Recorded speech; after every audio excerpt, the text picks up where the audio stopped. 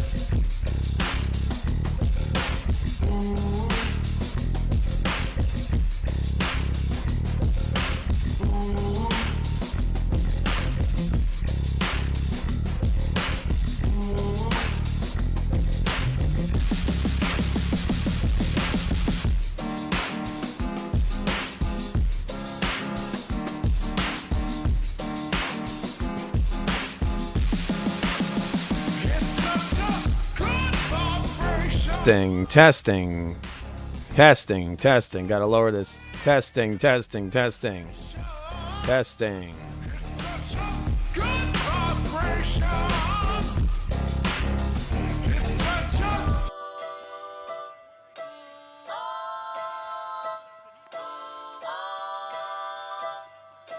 Retro.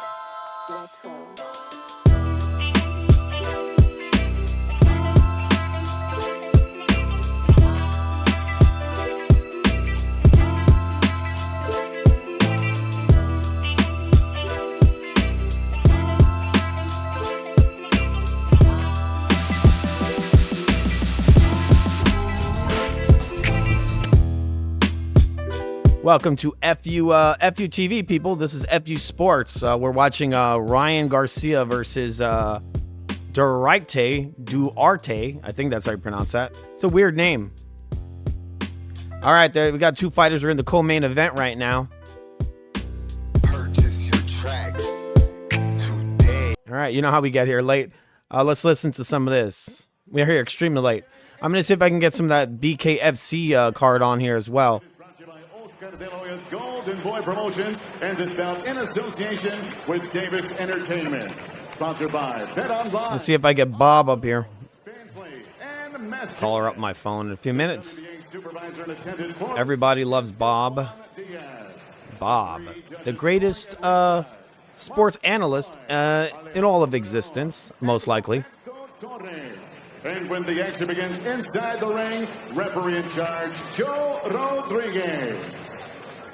Introducing you first, fighting out of the blue corner, wearing the colors of Mexico with black. He weighed in 134 1/4 pounds. His professional record stands at 17 victories, 7 defeats, 3 draws, 1. All right, Richard Lopez. Coming by way of knockout, desde Tijuana, Baja California, Mexico. 17 losses, actually 17 wins, 7 losses, 3, draws. Not exactly the best record there. And across the ring stands his opponent, fighting out of the red corner. Wearing black with gold. Got a guy named Floyd who's got damage on his eye. In 15 professional fights, he stands perfect. 15 victories, including 11 wins coming by way of knockout. He is the reigning, defending, undefeated WBA. 15 wins, 0 losses, 11 KOs. This is what you call a tune-up. This is a I just call this a fucking shoe shine fight.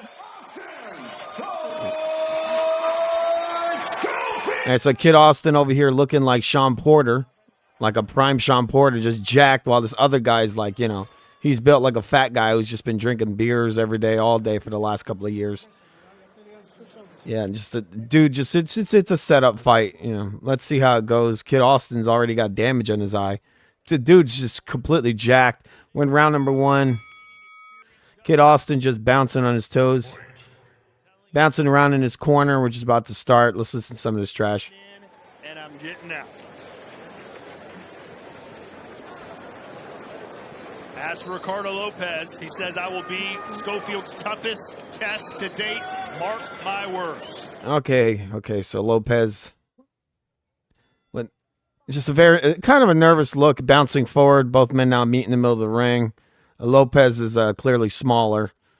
Kid Austin looking pretty damn big. Lopez is Kid Austin just shooting in with the jab. Lopez throwing a looping right overhand, and he misses. Kid Austin just stepping in with a little touch jab, very similar to the one that Porter throws. Interesting in the way it kind of Kid Austin kind of leaps in with this straight left hand. Yeah, Austin throwing a left, right, left. Basically everything caught on the arms of Lopez. Lopez just pumping his stance. Lopez throwing a little pushing in jab, doesn't land. And then a looping left hook that didn't land at all. And even if it did, he put nothing on it. Kid Austin shooting in with a left hook and completely misses. Kind of a weird look in his face, like he was like disappointed. So he puts a lot of energy behind these shots. Again, Kid Austin in a lot of ways. Kid Austin drops Lopez with a left hook, leaping in. Lopez just making a mistake, getting caught cold. Kid Austin reminds me of Sean Porter, like a prime Sean Porter. I mean, that's not the greatest compliment, but he's okay. He's even his body type similar too. Kid Austin drops Lopez again. So I mean, Lopez said, "Oh, this is going to be his hardest fight." It looks like the guy is eating shots in the chin. I mean, is he here to just lay down? What the fuck is this? You know how to put your hands up, dude? All right, so Lopez is probably going to get taken out right now. Kid Austin has dropped him twice, and he drops him a third time. I mean, come on, man. Oh, God. Come on. Give me a break. I think this guy was here to just lay down. Like, you're getting dropped by every fucking shot the guy throws. He lands a touch and another touch. I mean, come on. What, you going to fall again? Lopez has gone down 3 times already. And he goes down again. This is such trash. Okay, yeah, the fight's over. All right, I'd say that's a TKO. The referee stopped it. The guy was not knocked out, but nah, that's shoe shine, man. I'm gonna start calling these fights shoe shine because they're meaningless. They're meaningless fights. They're there to pad this guy's record, so then they could say, "Oh my God, he has so many wins. He's never been defeated. He's 48 fights with no losses. Yeah, he's fighting total bums. I mean, again, Kid Austin looks like fucking Sean Porter, prime Sean Porter. He's a little tiny little Hulk. And he's just beating on this dude who's got a beer gut and all of it. All right, so we got TKO. I'm going to see if I can find my TKO button. Just give me a second. And I'm going to try to get Bob up here. You are watching FU TV, people. Remember, I'm going to try to get that bare knuckles thing on. I'm disappointed I don't have it on here. I got in real late. I had to actually do all kinds of crap in order to even do a stream. Because OBS, once again, it's always fucking up. I had to do some kind of process in order to create a stream. But I got it working. I almost didn't get it working. Okay, let's listen to some of this. By Schofield knocking out someone like Lopez, who normally goes round. This is the type of fighter that can give a young prospect trouble, and none of that trouble we've seen tonight. They're saying that this is the kind of guy that gives a young prospect trouble. He wasn't going to give this guy trouble. He laid down. This was terrible. Terrible fight. That wasn't even a fight. We're going to pretend that was impressive. I mean, he's got an interesting jab. It's actually, again, the guy's jab is very similar to his jab is very similar to Sean Porter. He puts a lot of energy behind these shots. He's a heavily muscled guy too. So now they're talking about Mike Tyson. He's got one of those tight, like juicer looking chests. Kid Austin. It's very similar to like Shakur Stevens. Damn, I think I got a fucking piece of glass in my damn toe. Damn it. All right. Well, trash fight. Lopez laying down, I guess. He got knocked down, yes, but didn't seem to be knocked out. I mean, just kind of trash, man. I don't know. Kid Austin missing all kinds of shots. Just throwing a million punches. I mean, the guy's lost like almost half as many times as he's won, so... He's pounding on the ground. Lopez is pounding on the ground. Very much like Sean Porter did in his last fight. I'm so disappointed. I didn't want to lose. Okay. All right, let's listen to some of this trash. 51 seconds, round number 1. Referee Joe Rodriguez puts a halt to the bout for your winner by TKO. He is now and still the undefeated WBA International Lightweight Champion from San Antonio, Texas, Kid Austin, Lord Schofield!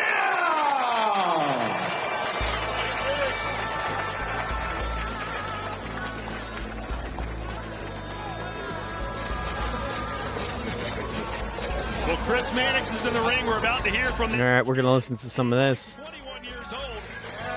I'm gonna try to get Bob right now. Give me 1 second. Speaking of incredible, you heard Ade say it may be the greatest boxing card of all time from top to bottom. Certainly the best in the last 10 to 15 years. All the big name heavyweights are pretty much there except for Fury and Usyk. All right, so Kid Austin wins by TKO. I'm gonna look for my TKO button. It was a trash TKO, but still, you know, he's fighting a nobody. This broadcast has been brought to you by the Hug Team. Floyd Mayweather's Hug Team. What do you think about your performance? I felt good. I thought it was the second round. I mean, I got him out of there in the first. He's a tough guy. I appreciate him coming and risking his life to, support his family. So kudos to him. Thank you. And on to the next.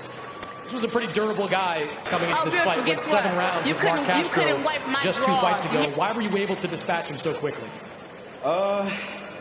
Just I worked super hard, and now my dreams are finally turning true. I've been since I was 2 years old. I mean, I work hard. Nobody sees it.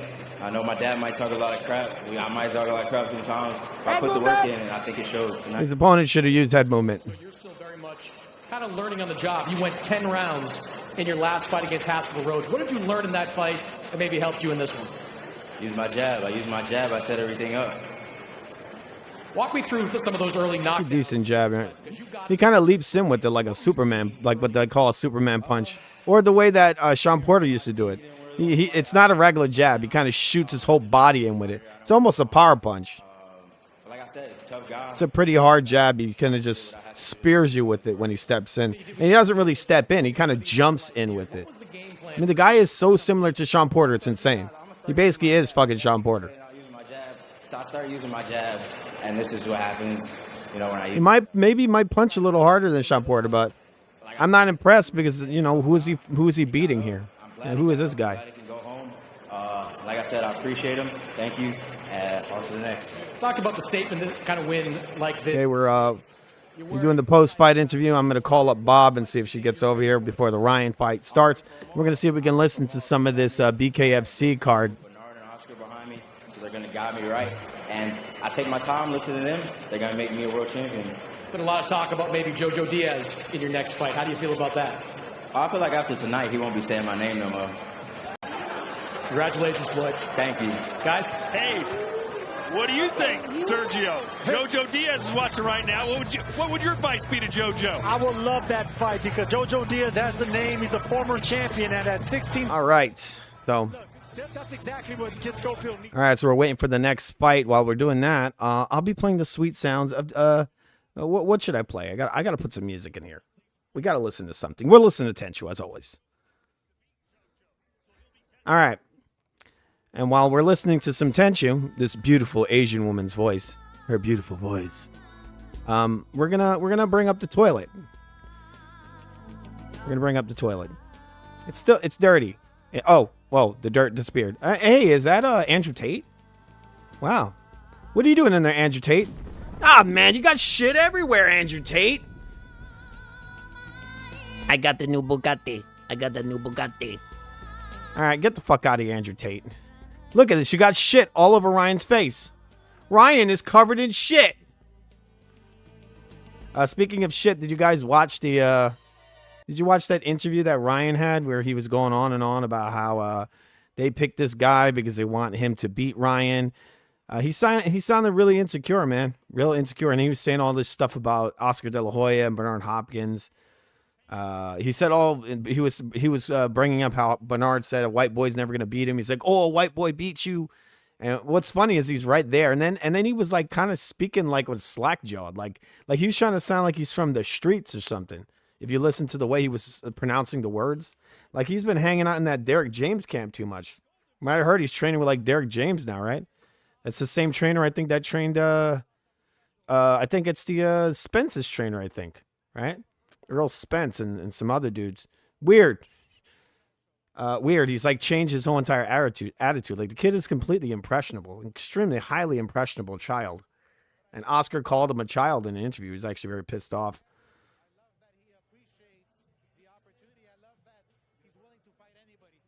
All right, so give me 1 second. I'm going to listen to some of this post-fight, or you're going to listen to it, and we're both going to listen to it, okay? But, as you saw, I mean, using his jab, being explosive, and, he's hungry to win that world title.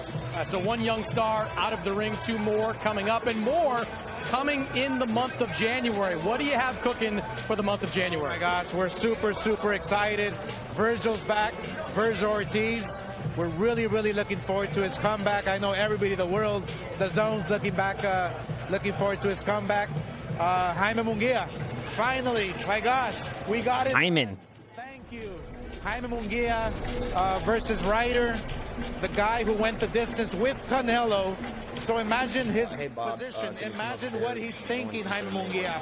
I want to knock out Ryder, what Canelo could not do. That will be a huge statement. Can you bring me a water? All right, that's just bring like two waters, 2 cans of water. All right, bye-bye. What have you seen from Jaime Munguia over the last year? People are clamoring for him to be in. All right, so Bob's coming up right now. We're listening to we're listening to some of this post-fight. He's maturing. Jaime Munguia is one of these kids that needed all those fights. He is getting a lot better, Munguia. I had my doubts about him in the beginning, but I think he is advancing. Where he can face anybody in the world. Trust me, when he fights Ryder, it's going to be a special performance. And that's to set up the Canelo fight, right? Some good experience in that Sergey Derevyanchenko. The Ryder's, he's following these guys that Canelo fought, and I think he's going to beat the shit out of Ryder. I believe that sometimes you have to get hit. Sometimes you have to go into deep waters and feel the heat and drown sometimes, but come back up and swim to shore. So that's exactly what he did with Derevyanchenko. I strongly feel that fight right there matured him to the top level. Stop barking. And like I said, now he's ready for anybody. All right, before we Stupid dog is barking. Against John Ryder, Virgil Ortiz coming up first. We have not. Okay, we're still waiting for the next fight. Summer of 2022, been dealing with some health issues. He's moving up. Just gonna watch a little bit of this guy showing off bulletproof vests while we're waiting. I'm hoping to see a special performance. Okay, I'm gonna let you guys listen. Is one of those special fighters that no matter what division, no matter how long he's been away, he's always training, he's always prepared, he's always focused and determined to be world champion. And he's excited to come back live on the zone. We're excited. It's one of these fights where, it's going to be very, very tough for him, fighting for the first time in a long time. All right, Bob is here. No walkover whatsoever, so we expect along with our dogs. You might hear some barks. They're durable, they hit hard, they can take a punch. So we expect a great win from Virgil, and right from there, sky is the limit. All right, Oscar, let's get back to your seat. All right, I'm drinking a Polar seltzer water. When you look at the schedule, just so you know. You get excited, and you already start hearing about these matchups in January. You know it's going to be a good year on the zone. Co-main event done. Our main event is coming up next. We're watching the build-up for the Ryan fight right now. In this game, you don't stay down. He's got the whole package. You don't forget why. You don't settle. And you don't look back. And don't blink. Garcia versus Duarte. Tonight, live on the zone. Sign up at DAZN.com. Bored of the same old content? Fansly is an open-minded adult. All right, I'm going to be turning on Bob's mic. She's now getting in here. We're going to turn the audio off this terrible commercial. I don't know what the hell that is. Was that 976 number, whatever they call it? Some kind of dating shit. Okay, let's see where Bob's audio is. We're going to check. Where is Bob? All right, got it. All right, Bob, speak. Hello. Okay, hi. Lower that a little. It's peaking. All right, again, just play testing. Play testing? Say testing. Say testing. No. Okay.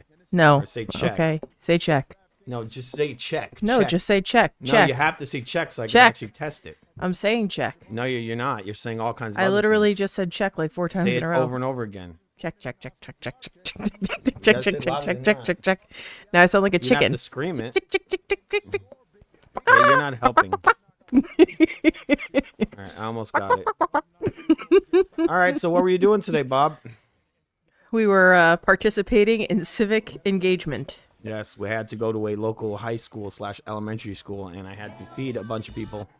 Well, I was just stocking things for hours. And I had to be the bodyguard for the mayor, so then we can take all the monies to the car. Mayor They Grandpa. made a bunch of money. They had big wads of money. They look like rappers. Them bands, yo. Yep. They needed some rubber bands to wrap that money. Bands on bands on bands. That's what it is, yo. You see this? You guys need to subscribe to FUTV, because look at this. We help out the local high schools. We do it all, man. We do everything. We volunteer, bro. We got animals. Lots of annoying dogs. The greatest channel in the history of man. Annoying dogs, annoying neighbors, Annoying many neighbors, annoying things. Many annoying things. Annoying appliances. Appliances are incredibly annoying. Yes, they are. They are. Hot we got dog. a dishwasher that's brand new that just stopped working. That's a piece of shit. What else do we have? We've got beef with Maytag. Yeah, we have lots of shit. I like the people that work at Lowe's, but I hate Lowe's.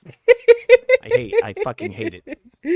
There are some very lovely people who work at Lowe's who we are friends with. My dog is trying to climb under my legs under my computer desk. All right, I'm gonna. Do you find that the bigger the dog is, the more they physically need to be like on top he also of you? stinks, like he smells. Why What the does hell he is- stink? I don't know, because he stinks. He's a stupid dog. What do you do? Roll Don't around call and him shit? stupid.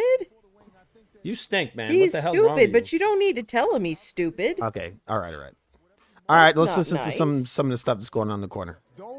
Duarte has Duarte. skill level and power to maybe cause a big upset. I don't see it happening. I think Ryan is going to be a different version of Ryan, similar to what he's been, but stronger at 140. And I think we're going to see a vicious knockout victory from Ryan Garcia. And I know it's not a prediction piece, Barack, but I just see that. I envision. You can't help yourself. And I think it happens in 5 rounds. I get it. I'm not mad at you. I think he had a chip on his shoulder, and that chip is not just Duarte or the loss. It's Golden Boy. That's right. But listen, Yeah, right. the latest odds, go to DraftKings, but The problem with what they're saying. All right, give me. I'm gonna plug Bob's headphones in. I don't think she can hear anything. In fact, she cannot. Okay. Are we breaking the fourth wall? Yes. Am I talking about myself? Right now, they were making a prediction about what's going to happen in this fight. The guy says he predicts that Ryan is going to get a brutal knockout win in 5 rounds. I predict it's more like Ryan's going to get brutally knocked out, possibly. Ooh. Maybe. Controversy. Ryan actually thinks Golden Boy's setting him up. Can you hear now, Bob? That's a negative. No. It's the wrong headset. Let me see. Oh, I'm starting to hear something. You hear something now? Yeah. Okay, so they're now showing Ryan warming up in the back. I'm checking my mic to see Bob speak. Speak. Speakity speak. Speakity. All right, speakity, our dogs speakity, are speak. growling. All right, let's listen to some of this. You know what? We should put them to work. You should have the dogs do the mic check. Big hard fight like this. I think the big problem with this is that the guys are making it like Ryan's like some sharpshooter who's just highly intelligent. I think the beef he's having with Golden Boy hurts him more than helps him, because the kid is kind of a hothead. I wouldn't say he's got a very high boxing IQ. I think if anything, he'll go in there versus this guy and make a ton of mistakes. If he tries to be aggressive and make a message like, "Oh, I'm gonna knock this guy out in like 3 rounds," I'm gonna give me a second. Who is making those sounds? Just gotta go. I'll be right back. I'm gonna kick my dog out of the room. We have a husky who has lots of opinions about lots of things, and she likes to assign people seating. And if they don't sit where she wants them to sit, she she's getting ready to kill one of the dogs. She's not gonna kill She's got very anybody. good teeth, and she's gonna just yippity yap at them. All right, so they're showing some little build up. Ryan shadow boxing. Ryan go on a jog. You got Jake. Is that Logan Paul? That's Jake Paul. They're you know, the same everybody person. just blowing Ryan.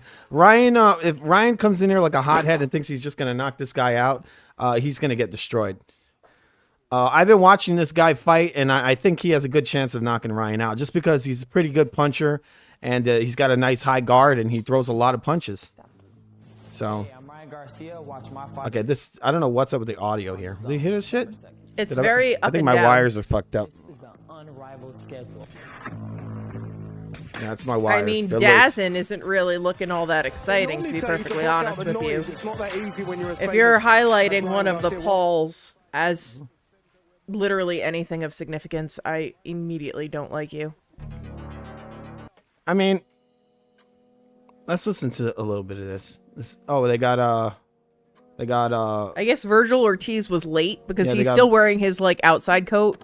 Yeah, they got Virgil Ortiz. They're interviewing him right now. Let's hear a little bit of this. And why is it that none of these announcers have clothing that fits them properly? It's a new thing now. Everyone's got to wear super tight shit. Like, you got an announcer here who's got a jacket that's like 3 sizes too small. I'm not even frustrated anymore. You know, I'm anxious to fight again. You know, it was very depressing, you know, having that fight. We don't know. That's why you're being interviewed. Stop saying you know. But you know, we're staying optimistic, staying positive, and we're gonna make it to this fight, and we're gonna look good. Virgil, walk us through what happened with the Stanionis fight. I mean, you have been dealing with health issues for the better part of the last 18 months. Yes. What happened during Stanionis fight week? So, I mean, it's All right, I'm gonna check on the YouTube thing right now and see. Do you have your phone, Bob? I do. I have the chat open. To fight All right. You know, You should after we possibly fight him, I'm open expecting Rumble. to fight him. I thought that fight was gonna happen. Why? I'm not running on Rumble right now. I was already going out at 147, and I couldn't do a multi-stream. My software screwed up. I wanted to do a multi-stream. So well, hot And dog. I couldn't do it. I'm Multi staying ready view. Let's the see. entire way. You know, gets pushed to March. He gets surgery. He can't fight. Whatever. I'm looking for my multi-stream. Expecting a fight Multi-tool. December, November. Yeah, there's a thing. I see. Maybe this is it. I don't know. No, that's not it. All year. There's been a number of stops and starts because of some of the health issues that you've been battling. Do you feel like going into this fight, you have a handle on all the health issues, including the rhabdo that you've been dealing with for some time? Oh, I'm good now. And you know what? The last fight, it wasn't because of rhabdo. You know, it was just classic dehydration, heat exhaustion. So hypothetically, if that happened by itself, it wouldn't have been as big of a deal, especially with everyone on. All right, so I'm actually gonna have to reinstall that multi-stream stuff. That's annoying, right, Bob? That is very annoying. I'm sorry. Let me just ask you one other thing. Yeah, before I did this stream, I had some issues getting on here. I had to do like re-sign in and all kinds of shit. To reunite with your But I got here eventually. I'm gonna try to see if I can find the see what's going on in that bare knuckles fighting, because this is taking forever. These guys are having. But that's how it usually goes, yeah, right? this is like a fucking. It's all episode. filler. This is like an episode of like Jerry Springer or something. I don't know. I'm just really bothered by the gentleman on the far left with the accent, Oh, the with far his jacket. leftists. They look like it with that His tight jacket does not fit him. My opponents don't I have the believe that's a luxury of me taking them double-breasted easy. I never blazer, I never and go in thinking that it's gonna be it easy does fight. not I fit trade him. every fight. It is categorically far too small, and his trousers look Because in my far too mind, tight. it's And it the just road looks that like leads he up to showed it. I up, can't have and they were like, "No, no, you can't wear what you're wearing." And then they made some poor intern trade clothes with him. He's like he's trying to be like a bodybuilder. You know, bodybuilders wear looks stuff terrible. that's like way too small for their body. Right, but that just makes it look like comical. He wants to look swole. He looks stupid. He wants to look like the Hulk right he before looks he is. He wants to look like the Hulk right stupid. before his clothing explodes. There is a fine line between properly tailored and someone else's clothing who's about 4 sizes smaller than you. That's like his 4-year-old son's jacket. And he has crossed that line. You know, and we're getting there. Yeah, I was and he gonna do looks some of just the silly. BKFC, but I think we're gonna see if we can watch some. I know the poster I built was both of these I cards. would but rather watch I got here crazy Bare late, Knuckles and if I get the choice. what? I would rather watch Bare Knuckles if I'm Yes, given the I choice. would rather watch it right now instead of watching Because- these guys just do it the longest interview. And honestly, I don't care about anything that he's saying. I'll have to change the poster. I don't think any of this is relevant that feeling. I to feel like I'm anything not doing anything Okay. at all. I feel like I'm just existing. Like my life. If has you no are meaning, making a so- statement, Wow, damn. that is subjective or qualitative. You don't have to say, I feel like. That is implied. That's a guy that loves boxing. He says without boxing, his life has no meaning. Isn't that crazy? And his wife instantaneously files for divorce. She's like, what? What about our kids? The children hate him. He has been shunned. He's done. Not They're only does divorced. he no longer have boxing, he also no longer has a family. There's a lot happening. The one Oh my and only. Lanta, what is that? Muscly lady. Is joining me right now. You got your smile. I've been noting everyone's smile when they come back here because you're excited to be here out in Houston. How does it feel? Feels good. Finally able to do this thing that me and Ryan been trying to put together for the past few fights. He's Tell me a how walking long this has billboard for been someone in named Rick the production between Jeweler. the two of you, because we've What's seen this thing? before, to your song Superstar. Oh, they got some rapper guy in the back. It's been about 3 fights we've been trying to put this together, so maybe like a few. What the heck? A couple years. Either technical issues. That just shows you how many times Ryan fights, huh? It's been like 3 years. It's been like how many fights? He's like, it's been like 2-3 fights. He doesn't really watch the sport, so he doesn't know that guys aren't supposed to fight like 2 times in like 3 years. Who reached out to who, and how did that happen? Shout out to Guadalupe, the other Lupe. Look at this. Why are we watching this? You know the UFC I would have never do this literally shit, right? no idea. Why are we interviewing a fucking rapper? This is crazy. I'm curious about his necklace, though. He's wearing a very large, what appears to be pave diamond set. Reached out to like, hey man, let's try and make it real. It looks like a dog collar, but for people. So like I said, No, it's a chain. It's a gold. It's a like diamonds, gold chain thing. And that's probably platinum. Yeah, probably. Or rhodium. I mean, it's, I don't even know it's who this- unlikely to be rhodium. It's I don't probably even know who the white fuck gold. this guy is. I also don't know. I'm just talking about his ensemble. He's wearing a black T-shirt that is emblazoned with the logo of somebody named Rick the Jeweler. Ostensibly, he's wearing Rick the Jeweler's work around his neck, and he's wearing a black baseball cap. I just think it's amazing. He is serving fashion. Yes, but not really great fashion. I know. He's got a It's cheap, trash. shitty T-shirt with a backwards hat and a big, a chain with a bunch of links on it. And I it's mean, all really, sparkling. if he Come on. wanted to have that necklace have the impact I think he's aiming for, he should only be wearing the necklace. Come out there stark naked just in the necklace. Well, who is Then, he? you know Who what? is this guy? Tupac? Everybody will be talking about the this necklace. is what I think of this build up to the Ryan fight. This is, and none of these guys have a Bugatti. They don't have a Bugatti. They don't have who? A Bugatti. Oh, a Bugatti. Do you know that a Bugatti Veyron is faster than a fighter jet on a half-mile drag Why does race? this water taste like plastic? I don't know, but I was also You noticing notice that? Are we drinking poison? It's possible. This water smells like, tastes like straight up rubber or plastic. It did. We should have probably cleaned the top of the cans. I mean, they were in a closed box. I have a feeling it's the top of the can. If you smell it. I did not smell it. I just drank it, and hopefully I Oh don't my die. God, these cans smell like rubber. Okay, they got Ryan is in the back pacing around looking like a gay Liberace. He's wearing a blue and gold. Okay, so Bob's headphones out. I'm going to adjust it again. Ryan not looking too good in the back room. He's not looking too good in the face to me. I don't know. Heart of Fire. Why does he gel his hair up like that? Why would you gel your hair up like that before a fight, right? He wants to be Leonardo DiCaprio in Romeo and Juliet. He serves me very late 90s, high school kid. Yeah. He is the long lost. Do you hear anything now, Bob? No. Hispanic component What of about now? the Breakfast Club. You hear anything now? I mean, the No. audio's off, so And so I lost to a great Now I fighter hear and Vernon Forrest. So it was on to the audio is off. I turned off that audio. So Ryan's pacing around in the back room. His opponent is warming up. His opponent's name is Oscar. How do you pronounce that, Bob? I want you to... I would assume Duarte. Duarte? I think I said it earlier and I said it wrong. All right, so Duarte is warming up in the back. Do we know anything about him? I mean, he's a high output fighter and he can sort of punch. To me, he looks like Oscar kind of banking on a guy who looks kind of similar to Canelo in a way. You got Oscar's I will make a new one. I mean, the guy's kind of I guess he's handsome, right? What do you think? He's kind of a handsome guy. Right? I've so far seen about 1/3 of his face. I feel like Ryan is intimidated by him because Ryan's very full of himself. Ryan looks like he's the long lost member of Menudo. He does. He's a twink. He's a girly looking man that I guess some girls are into. He's not a very strong looking man to me. He just looks very feminine. There's something But listen, about he's him. got the full Liberace treatment going on with his ensemble So I'm here. guessing he's intimidated because he knows they sell him on his looks in a lot of ways. And the guy he's fighting is just like, you know, not only is he like, you know, I guess he got some looks, but he also, he's Mexican, you know, just like him. It's kind of intimidating, right? He'll just take his spot. He'll become like, you know, just the new Mexican on the block, huh, Bob? It's the same reason I think Canelo's What is afraid. it, musical Mexicans? You just swap one out? Exactly. That's what happens. There's like I see a lot of these debates on the internet about the face of boxing, but there's different faces for boxing in each country. Sometimes you have like, and I'm pretty sure people will take this, right? You want to 'Cause talk about no an one else is saying irrelevant this. conversation. No one else is saying this. Who is the face of So look, boxing? That's stupid. He's afraid of losing his he's one of the Mexican faces of boxing.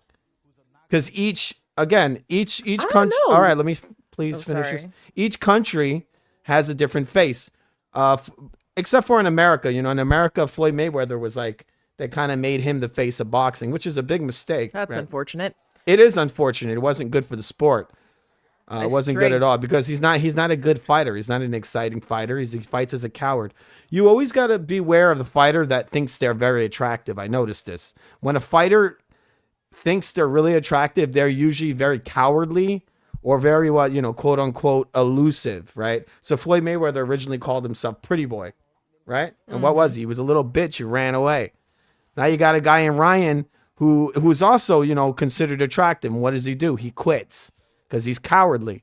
You had yourself Victor Ortiz, who was also looked at as being an attractive guy. But Victor Cowardly. Ortiz looks like a piranha. You had the other one. Who was the other one? Muhammad Ali was another guy that was considered attractive, and he was elusive. So I've noticed that a lot of these fighters that want to be pretty, they don't want to dirty up their face. You know what Duarte looks like?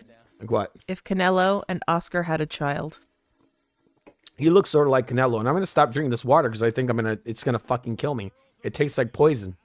Well, I drank a whole can of it, so Yeah, you I just you opened should, a you brand should new can of finish it, water. and we'll die together. Very romantic. Death by seltzer water. Yes. All right, they're doing the tail of the tape. Let's listen to this right now. Finally. Of King Ryan Garcia taking on Oscar Duarte. Duarte. It's excessively disappointing that Duarte doesn't have like a real Spanish, like lispy accent. I feel like he needs. He looks like he like injects himself with heroin. He has That's not like very really nice. like he's got a weird look to him. Like he doesn't look Mexican to me, right? I mean, what does Mexican look like? But he definitely has an odd. I mean, some Mexican look. people have a certain look, Okay. I mean, Canelo looks German. He does. So he does, but he also looks. And Oscar De La Hoya could be Italian, Greek, Yeah, I know. vaguely, Mediterranean. Yes. Sort of. He could be Algerian, Moroccan, Lebanese. I don't know about Lebanese. He could probably. I mean, in some ways, some Mexican people look Greek, sort of. I guess. My friend Edgar looked Chinese. Well, I mean, if your friend Edgar looked Chinese, He was Mexican. I'm just he saying, looked like, Chinese. I don't think it's necessary. I think he just has kind of an odd look to him. And Duarte? regardless of where he was from, he would have an odd look to him. Duarte? Whether he's from Is that what Mexico you're or talking anywhere about? else. Yes, I'm yeah, talking he's about got an Duarte. interesting look. He's very pale, and he's got almost ginger hair. Am I wrong? His hair looks almost red. Yeah, his hair is light. Pardon my yawn. Okay, let's It's listen been to a this. They're long doing day. the ring announcements right now.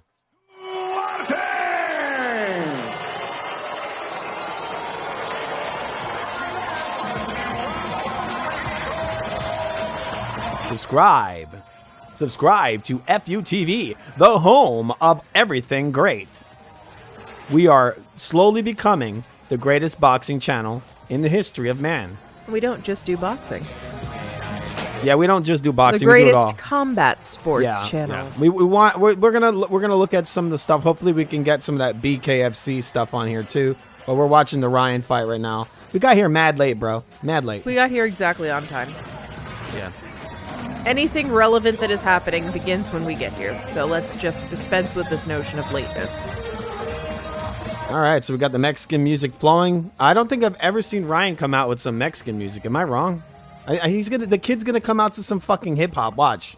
Probably that gentleman with the large chain.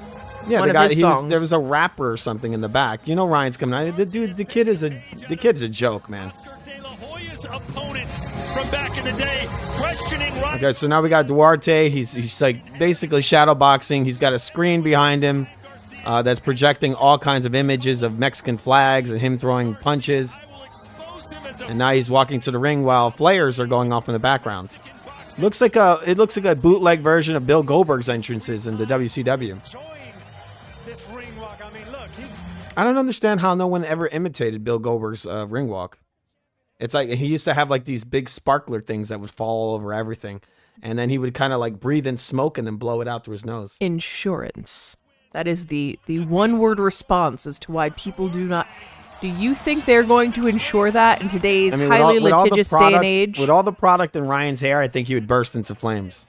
It could be a Michael Jackson moment. moment. To the ring while his hair's on fire. They'd probably make him fight with like third-degree burns on his head.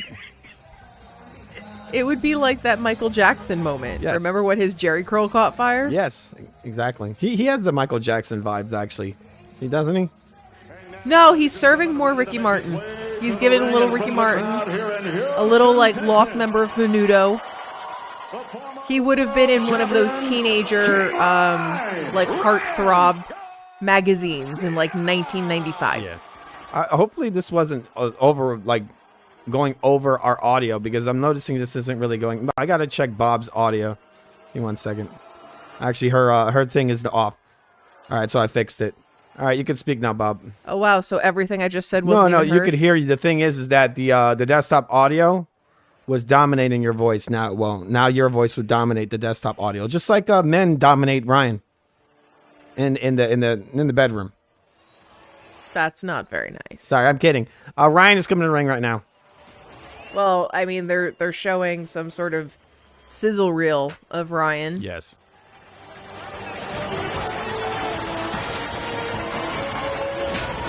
Ryan's just kind of puny, isn't he? He's not a huge guy. He's very skinny. Kid's got fast hands, but he's very vulnerable to getting hit. He's got leaky guard. He's got a leaky courage. Leaky courage? Yes, I mean the guy basically gave up in his last I fight. was gonna say leaky courage. I know. I'm just saying leaky courage. I don't know. Let's get this shit off the screen. Okay, Ryan's now walking to the ring. I mean, what would you say about that look in his face, Bob? He's got a lot of really stupid tattoos, and he looks very nervous. And he got them all done in like the same day. Yeah. Like he went from having no tattoos to being covered in them. He should use some of the money he gets from this fight to take them off. Just try again. Yeah. He looks like Rico Suave, doesn't he? Yeah. Rico I mean, he's clearly trying to play up this idea that he's some kind of heartthrob. Yeah. And I'm sure some people find him. I mean, yeah, he's supposedly big on social media. Oh, Ryan's good. just slowly walking to the ring. He's in the... I mean, where the fuck are they walking from? It looks like they walked into a Home Depot, like out of nowhere. He's got like an entourage behind him when they're in the Home Depot. They're gonna go pick out some like doorknobs, pick up some 2x4s. It's weird, but he's wearing... building a new kitchen island, okay? He's wearing blue and gold, and he's wearing a blue and gold robe, walking through the Home Depot. I was right. It's the gentleman with the necklace. And here's the guy that was talking about Ryan. He's now in this tiny little projection screen rapping. King Looks Ryan. like he's wearing King pineapple Ryan has slices entered. on his Ryan shorts. holding his hand up in the air and doing a fist bump to the rapper. So this is the Mexican guy, right? He comes out to hip hop music, and the other guy comes out to traditional Mexican Apparently, music. the gentleman with the chain is named Lupe Fiasco. I mean, that sounds vaguely Spanish. I don't know. I think it's bullshit. I think he's just trying to make it in a certain market. Maybe the Mexican fans don't like him very much. It doesn't seem. I mean, they went from like loving this dude to, like, I always said this guy was not as good as people thought he was. He's soft. That's what he is. Well, I mean, we'll find out. All right, here we go. Let's see. I mean, we've got at least 35 more minutes of nonsense before any actual fighting occurs. The fight's going to be starting in another couple of minutes. Ryan's now getting in the ring. Ryan holding up both hands in the air. Crowd It looks like he was screams, and given then he jumps in the ring. a checklist of things that he's supposed to do. Okay, hold your hands up, shake your fist, Do your little wiggle jog Ryan, around. you see the back of Ryan's robe. It says Heart of Fire. It's a lot better than Heart of Coward. Oh my Lanta, Right? what is that tattoo? Yeah. Let's see what Ryan can do. Yikes.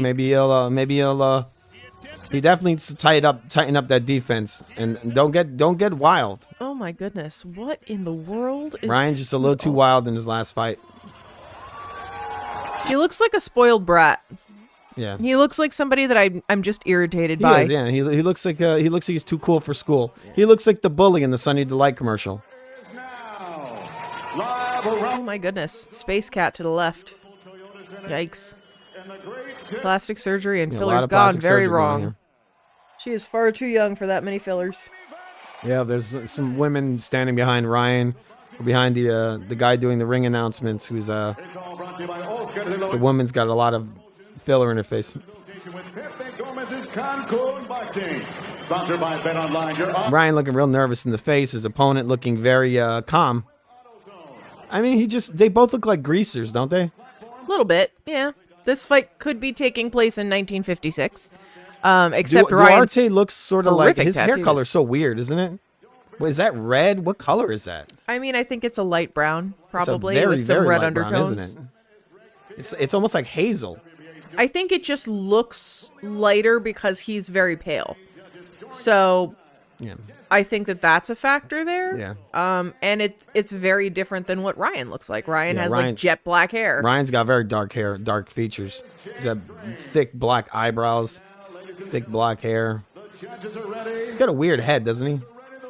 Ryan's got a weird head. He's got a weird, like, elongated neck, and then he's got this head that looks like somebody, like Jason Voorhees took it and just smushed it like Play-Doh. Like his face looks like it should be bigger. They took the on Photoshop and just pinched. Yeah, they pinched his They face. used the pinch like, tool. Yeah. Colors of Mexico, green, white, and red. He waited officially. This guy, I don't know. He looks kind of sickly. He looks kind of pale to Play me. do it? Huh? What the front of his trunks say play do it. I don't know. It looks like it says play don't. Right? I thought it said play doh at first, and I was like, that's Play-Doh. a weird sponsorship. yes. I mean, we were talking about pinching your head like Play-Doh, right? He's going to pinch Ryan's head. Duarte. Okay. Across the ring stands his opponent fighting out of the red corner. Wearing blue, trimmed in gold. He weighed in 142 3/4 pounds. In 24 professional bouts, his record stands at... Ryan brushing his hair back, literally his gelled up hair, brushing them back with his gloves. He should have like a comb, I feel like. You Yeah. know, like those guys like the Fonz. The switchblade comb. Yeah, switchblade comb. You kind of just, comb it back a little Or bit. he needs a headband for those little dingles that are hanging in That's front what of his Adrian face. Broner used to do. He would be like, "Hey, Dad, comb my hair." Bernard Hopkins is in the ring right Didn't now. Adrian Broner have a buzz cut? Huh? Didn't Adrian Broner have like No, really he had short hair? No, he had hair. Adrian Enough Broner- that needed to be combed? No, yeah, and his dad would just comb it, as a joke. Okay, the ring announces that happen. Ryan's in the middle of the ring. Both men are getting the ring. They're being given the, being told not to punch the guy in the dick and that kind of stuff. And it looks like they both have trunks actually where they belong. All right, both men hit gloves, Truly shocking. and they development. head into their opposite corners. We're in round number 1. Tyson Fury should take notes All where right. trunks actually go. Yes. All right, Ryan's bouncing up and down. He looks nervous, man. Yeah, he loves. He lost his last fight. Ryan's stretching in his corner. He puts up his hands like a high guard. They're getting ready to start. Kind of tapping himself on the head with his gloves. Duarte kind of twisting his fists in his corner and rotating his shoulders. Kind of loosening up. Both men loosening up. He looks like he's about to go do his taxes. Yeah, they're just about to Duarte. go. Yeah, he's an interesting looking guy. All right, Duarte comes across the ring. Very, very similar to Canelo in his stance. Ryan throwing a kind of like probing in a looping left hook. No power, just, measuring that distance there. Ryan just circling to the left. He's throwing in this kind of jab, not really trying to land. There's a nice sharp jab for Ryan, very fast. The way Ryan steps back, not a fan at all of the footwork. He kind of steps with his front foot back before he steps back his back foot. Not good. Ryan throwing a left hook and a right uppercut. Ryan's wide open for a left hook right now. He needs to put his hands up. Looks like whatever he just landed hurt Duarte. Yeah, Duarte landed a nice little jab to Ryan's body. Duarte's a pretty big guy. Ryan now he's got his right hand up. Good. But they ain't looking too good for him. Just right off the bat, looking at it, Duarte is a big, thick guy. Ryan is a very skinny man. And his footwork is looking atrocious right now. Duarte's footwork is better. Duarte jumping in with a left hook and missing, and then throwing a jab to the body of Ryan. Duarte, just a couple of seconds ago, landed a nice straight jab to the body on Ryan. You don't see Ryan getting slammed to the body like that much. And he knows, for a fact, he just lost his last fight on a body shot. So who knows? And this guy is known to, Okay, so right now Duarte is circling to the right. Ryan hits him with a little jab, push jab, pops his head back a little bit. Duarte just standing his ground. Both men basically circling the very middle of the ring. Ryan's getting pushed back slightly. Ryan sticks his tongue out, kind of licks his lips. Tells me a little bit of nervousness there. Ryan circling to the left while throwing a kind of push jab, wide open for a right hook. Duarte stepping in with a jab, not landing it, but that he did step in like he was there. He throws the right hook and the left hand and lands both on Ryan. Ryan now stepping back. He has a push jab, wide open for a right hook.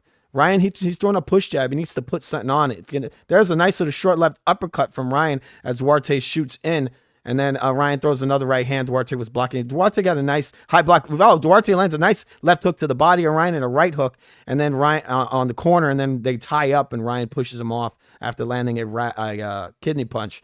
Ryan already kind of huffing and puffing a little, isn't he, Bob? Yeah.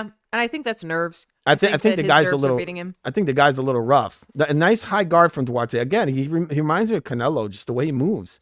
Isn't it crazy? He kind of looks like Canelo, and he moves around like him.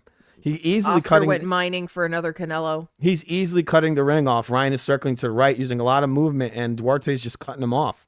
Duarte now coming forward, throwing a jab to the body, extremely relaxed from Duarte. Ryan looking very nervous and circling straight into a right hand. I mean, the kid is wide open. He needs to put his hands up. Duarte's bringing that Fedor kind of energy where it's like you can't tell if he's going to do his taxes or buy groceries. He's not. Duarte's just taking steps back. It's not that he's being pushed back. He's chosen to go back. Ryan throwing a right uppercut, trying to land it, and it hits the gloves of Duarte. That's not a great. It's a good move from Ryan, but you're opening yourself up for a left hook when you're throwing this right uppercut. It's very predictable, and we come to the end of the first round. All right, who'd you think win that one, Bob? Duarte. And I think Ryan is frustrated because he's throwing a lot of shots, but they're not having impact. We're going to listen to this corner right now. Bet now and feel the boxing action from the opening bell to the final blow. I mean, we're just hearing download the app, enter the promo code Shane Porter. Okay, I'm going to put our scores in right now. Life's more fun when you're in on the action. Because you're not hearing any. What'd you say? You're not hearing the corner. You're just hearing Shane Porter doing advertisements. Why are they doing advertisements? I don't know. But what's wrong we with should them? maybe not hear them. Yes, well, right now I'm doing something else. When you buy a set of Duralast pads with rotors. This is stupid. Okay, so you said Duarte? Yes.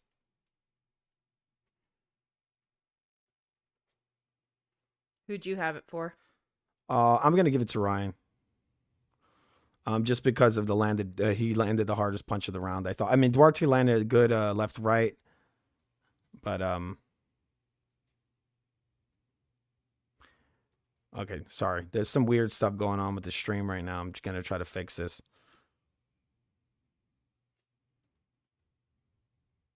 Just bear with me. What'd you think of the first round, Bob? I think that Ryan is really nervous and he's getting frustrated because I think that he thought his power was going to be more respected and effective than it actually was. It looks like Duarte absorbed whatever Ryan threw at him and wasn't really all that impressed by it and kept on moving forward with his game plan.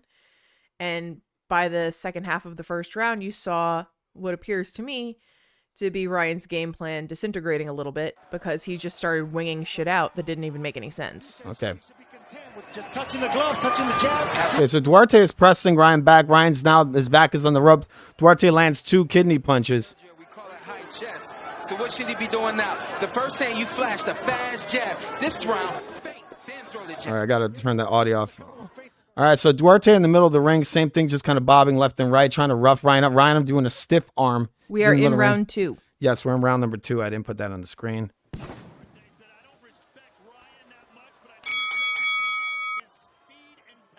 Fight.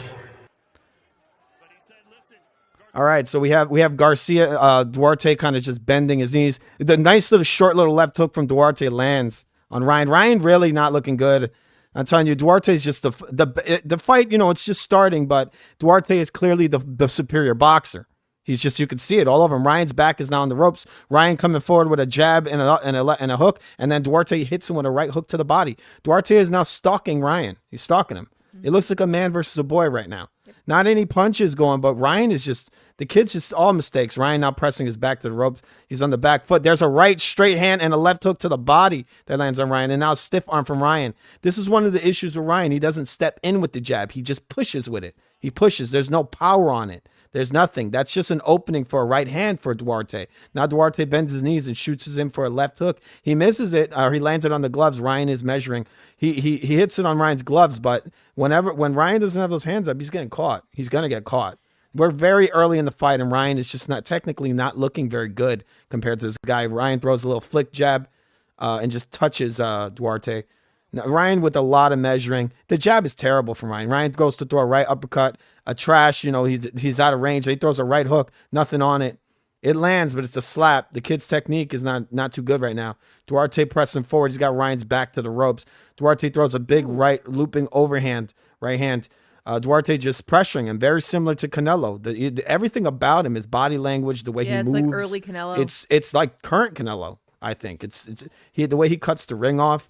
He's got Ryan trapped again, and we come to the end of the second round. It's a nice body punch right on the bell. I'm gonna give that to Duarte again because, as we've seen, at least in my perspective, Duarte has been the general of the fight. He's controlling where the action is, how fast the action is. And I feel like Ryan is throwing stuff to look like he's doing stuff, but there doesn't seem to be a lot of a plan. No, there isn't. I agree. He looks very disorganized. There's no plan. And very frustrated.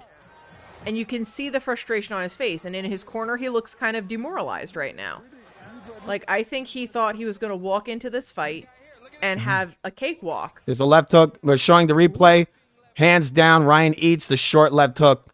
The thing is, he's making all kinds of mistakes. Yes, exactly. So right now, Ryan's making all kinds of mistakes in here. We're going in round number 3. Duarte stepping forward. Ryan throwing a push-up. This jab that Ryan is throwing is just complete garbage. He shouldn't even be throwing it. He should be leaving his hand by the left side of his head. If you're going to throw it, look, I told you. See it, Bob? Ryan throws a little push jab. Duarte throws a straight right hand right over it. Why? Because there's nothing on it. There's no power on it. So it's basically just an opening to throw a right hand over. Duarte shoots in with a right hook to the body and lands on a Ryan. Ryan is in a dog fight right now, and he looks like he's nowhere near ready for it. It's a Chihuahua versus and Ryan said it before the fight. The way he said, "Oh, they're setting me up to lose." When you say stuff like that, you're doubting yourself, right? Because it doesn't matter what they're trying to do. You just beat the guy. Right? That shows that you look again measuring. Ryan's pushing his arm out, measuring. Duarte circling to the right. Ryan throwing a big right hand. Looks like he partial, and then he landed a left hook, which was pretty good. Ryan bending his knees, trying to do some terrible version of a Philly shell. Ryan throwing a big right looping hand around the guard of Duarte, and it seemed to have been a partial land. It was a pretty decent shot. Duarte just landed a couple really clean shots to the body. Duarte throwing a right hand, and then Ryan bends over. Duarte hitting him on the kidney. There's a short left hook from Duarte. Duarte just tight. You know, he's got tight defense. Ryan does not. Ryan is just doing this kind of like, look, Duarte punches Ryan on the back. He's getting a warning now. But look, Ryan keeps bending over. He's doing like the weakest Philly shell I've ever seen in my entire life. Okay, Ryan now standing with a high guard in the middle of the ring. Again, Ryan taking a step back. Duarte throwing a little short jab to the body that misses. Ryan just kind of pumping his stance. Now he's kind of walking forward. It looks like Ryan, a little more confidence. Look, that measuring, they need to tell about. Ryan just keeps measuring. He's basically stiff-arming the guy. And he's not, look, you see that, Bob? That's illegal. Yeah. And he keeps doing it. He's basically stiff-arming Duarte. Duarte landing a rabbit punch to the back of the head. So Ryan's basically stiff-arming Duarte and then landing a right hook off of it.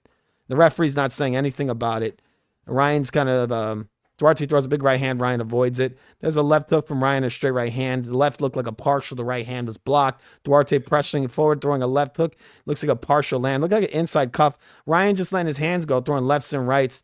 Just all kinds of illegal stuff from Ryan. I can't take it. He's turning around. He's turning around too much. It's the Floyd Mayweather trash. He's getting hit on the back because he's doing an illegal maneuver. He's basically pivoting and turning his back on his opponent.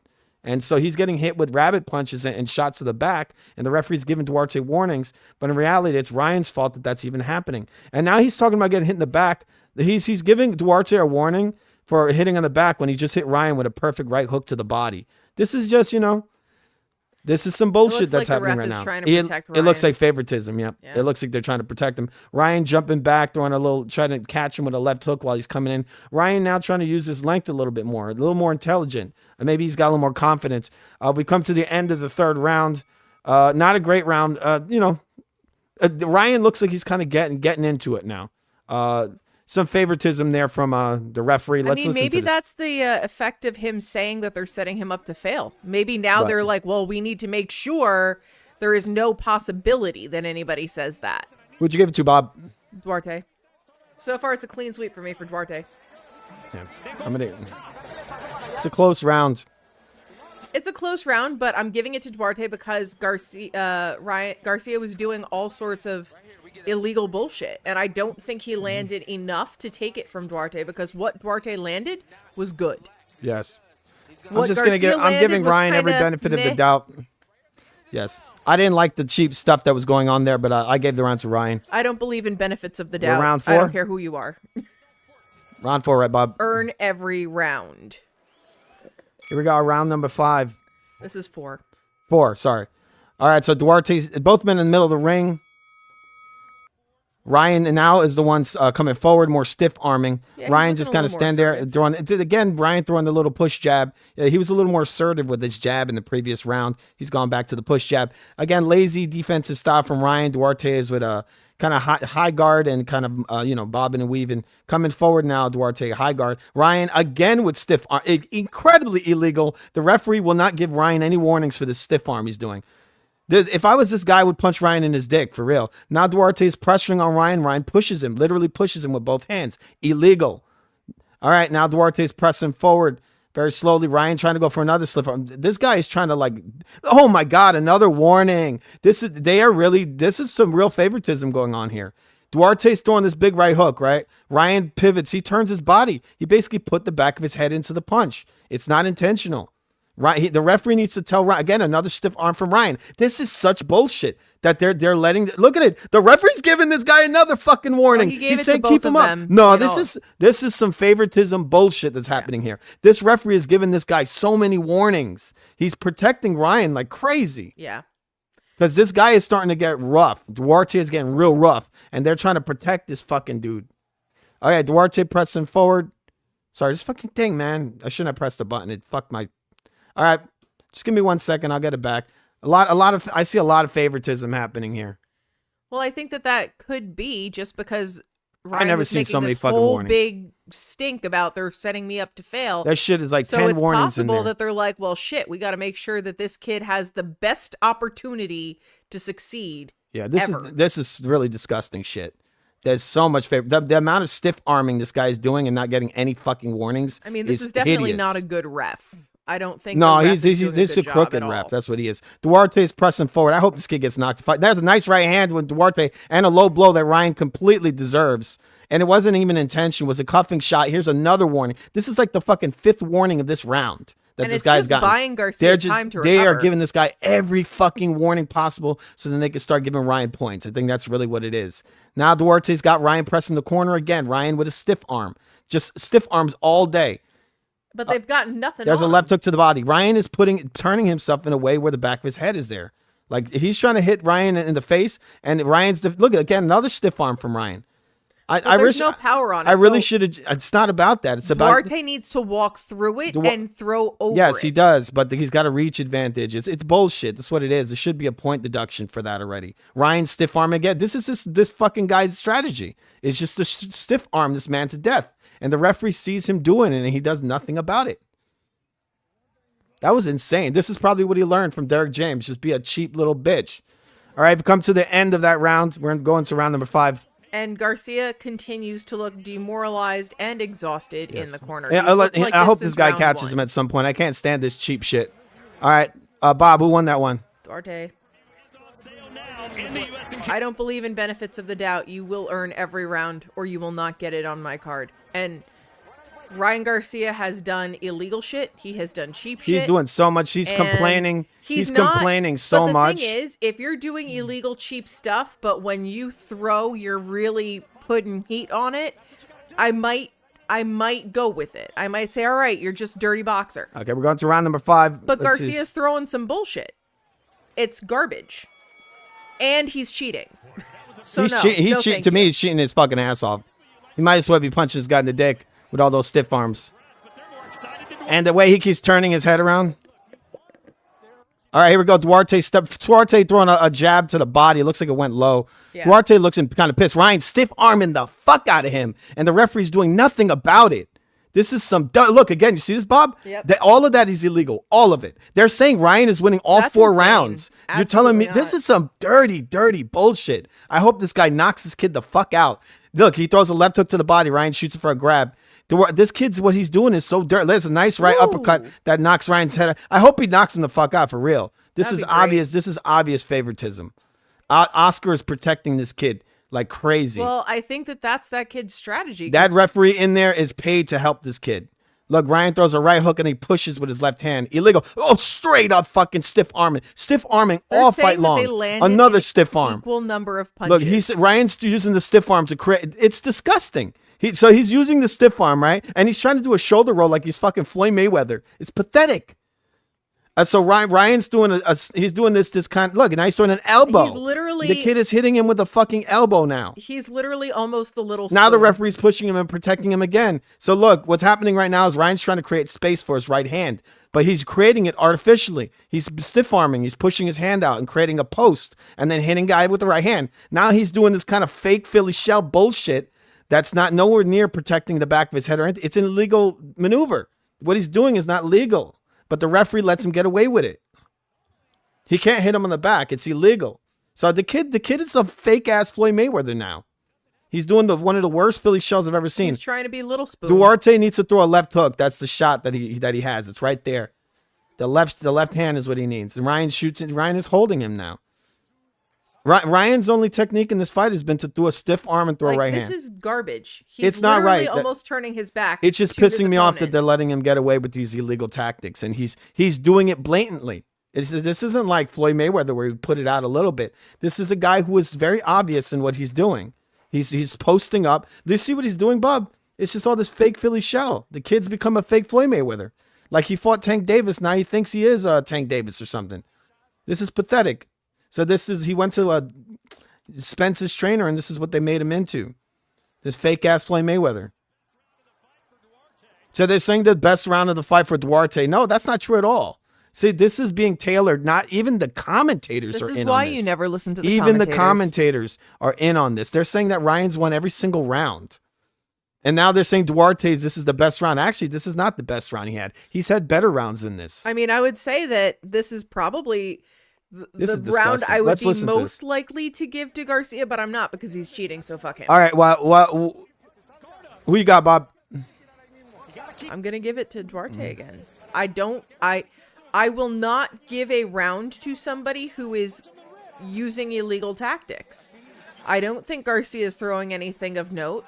I don't think his technique is legitimate. I think he's cheating. I think he's cheating his ass off, and he should be given... So that's a no for me. I don't he care is cheating his ass off, and they're letting him get away with it.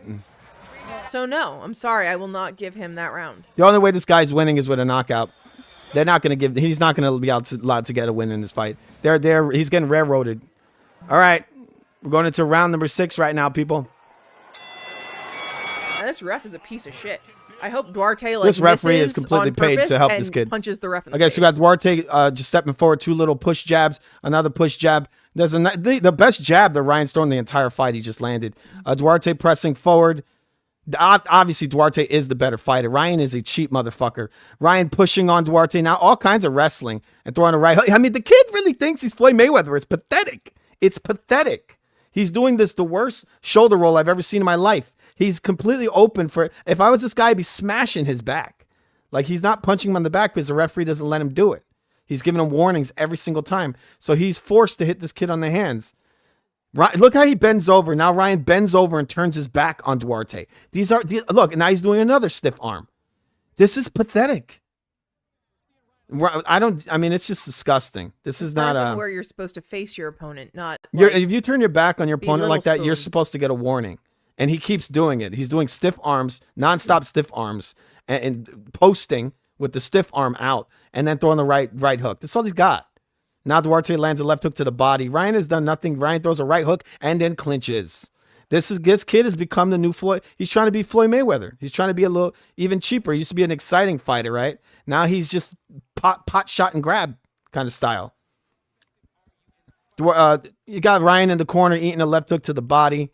Ryan pressing back, thinking he's the wish.com like Floyd Mayweather. Ryan throws a left and the right hook, two cuffing shots. Doesn't turn it over correctly. But, he's explosive. There's a right uppercut from Ryan that doesn't really land.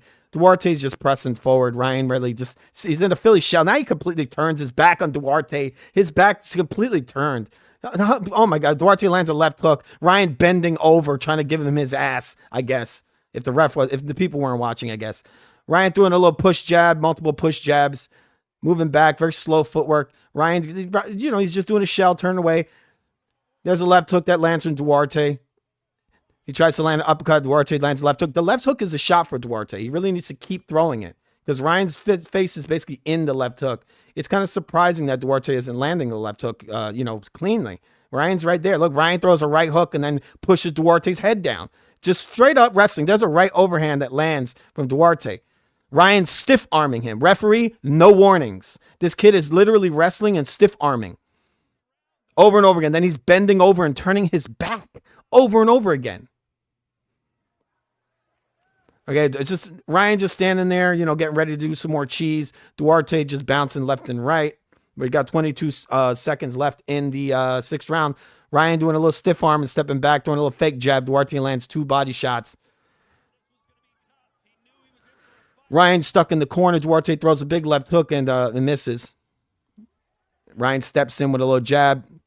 Ryan wide open. You see, it looks big stiff arm. And then, Ryan eats a big left hook while after he does a stiff arm and throws a right hand. And we come to the end of the 6th round. The best round of the shot was that exchange there from Duarte. Yes. I mean, the best kid shot of the round. The kid, I didn't like the kid before. Now I just think he's really pathetic. I will reiterate what I said before they actually made it into the ring. We should be watching bare knuckles. He's fighting like Shakur Stevens or something. He's just a cheap motherfucker. And if he went in there with the right ref, they would have given him all kinds of warnings. What he's doing is very illegal. And what's crazy is Duarte's not throwing his right hand over it, but I think it's because the reach advantage. Sorry. Ugly shoulder roll. Yes, exactly. All right, this is round 7, right, Bob? Yeah. That left shot didn't land. The first I don't know what's one up with the audio second one here. didn't. Okay, they're asking for a double left hook, whatever. All right, who'd you think won that round, Bob? I'm giving it to Duarte. I don't know what's up with you hear this audio? Mm-hmm. I'm giving it to Duarte for a couple of reasons. First, because I think that he landed the better shots. Second, because I think he is actually demonstrating ring generalship and controlling the pace of the fight. But I'm also giving it to Duarte because Garcia is cheating. He is cheating his ass off, really. And I don't care who you are. You will earn every round. Duarte's pressuring forward, Ryan running away, backing up, high guard from Ryan. And Ryan kind of kind of posting and then holding up his left hand, waiting to just shoot in. They've given Duarte the last 2 rounds. Yeah. It's funny it's just funny the way they score this stuff. It's like they just pull the numbers out their ass. All right, something's happening right now with the stream. Just give me a second. I don't know what the hell's going on here that just keeps doing this. Not either. Yep. Just give me a moment. Sorry, bear with me. I will not. Yeah, Ryan just doing cheap stuff. Duarte's going to need a knockout, no doubt about it. They're not going to give him this fight on points. I mean, the commentators they basically, Duarte won the bulk of the first rounds. So when Ryan started doing straight up stiff arms and turning his ass around, that's when they started giving Ryan, they started giving Duarte rounds, which is weird. Because look, Duarte is the ring general for the most part. Mm-hmm. Ryan is literally just running away and posting up. Yeah, Duarte pressing forward, Ryan just circling to the left, looking very labored. Ryan in the corner. This is sorry guys, my thing is glitching up. Ryan's running away right now. Duarte pressing my Sean Porter just, talking shit. I don't understand. This thing is just my computer's roboting right now. I don't know what happened to Sean Porter because I actually used to kind of like watching him fight. He's not that bad. But he's just worthless. Like, I don't understand why he exists, to be honest with you. Yeah, give me a moment. No, I won't give you I had to put this back on. My computer was roboting. It was doing this weird thing with the sound. Yeah, just kind of the stream has been silly, man. Like, what the fuck? I wasn't able to do the BKFC. Hopefully it's still on when we're done with this. I mean, honestly, unless Duarte is able to knock Ryan out, they're going to give this to Ryan. Yeah. And then they're going to say, like, oh my God, such a decisive return, blah, blah, blah. Who do you want next? And then he's going to say I wouldn't be shocked if Duarte sense. still knocks this kid out because he makes so many mistakes. Even the way he does a stiff arm is a big mistake. Because if Duarte was to throw a right hand over that, a stiff arm is a dangerous maneuver. Look, you see this shit? It's fucking glitched out. Ryan is literally running away like a little bitch. Like he's just like a fake Mexican Floyd Mayweather. He's running like an absolute bitch. And he's huffing and puffing and doing stiff arms. But he's been all out of sorts since round 1. It doesn't look like he had a game plan at all. Ryan getting hit right on the back. That's what he deserves. Duarte should hit him on the back because he's giving him his back. Ryan literally just ran away like Floyd Mayweather style. Mm-hmm. Okay, what do you give that round, Bob? Because this shit is glitching the fuck up. I can't believe my computer's just going insane. Okay, Ryan is huffing and puffing in the corner right now. We can't listen to it because it's glitching. Ryan continues to look demoralized and overwhelmed. He's got a towel on his head. You think he just ran some kind of ultra marathon? He's moments away from death. All right, I'm gonna fill these in right now. We're going into round number 8. It's just very disappointing to see such blatant bad conduct and nobody is acknowledging it. It's not surprising, but it's definitely disappointing. Yes. Let's see if I could fix this. This is it's roboting. The audio is roboting, so I need to fix it. It's doing some weird glitch shit. Bear with me, people. Sorry. We are the greatest channel known to man. So subscribe. Remember, we're trying to get to 1,000 subscribers by the end of the week. Okay, so Derek James is in the corner showing Ryan, some different boxing shit. I don't know what. He's basically just throwing an uppercut. He has a decent uppercut from time to time. But his big move of this fight is really just posting off with the right stiff arm and then throwing a right hook. Cheap tactic. You shouldn't even be able to do that because that's illegal. You can't even do stiff arms like that. Okay, we're in round number 8, right, Bob? Yep. Both men on opposite ends of the ring. Referee's got both hands outreached. He's about to call the fighters to the middle of the ring. Our stream is fucked up. It's doing all kinds of weird stuff, so I'm having issues doing the play-by-play. Duarte's just kind of pressuring forward. There's a nice little jab to the body from Duarte. Ryan throws a big left hook and completely misses. Duarte pressing in very much like Canelo. Throws a looping left hook, cutting Ryan off, stepping to the right. Ryan's very sluggish, slow feet. Duarte just bouncing up and down. Ryan just waiting for his opportunity, I guess, to do a stiff arm and throw a right hand. Duarte really should just throw a big right hook over that. Step to the side and just smash him with a right hook.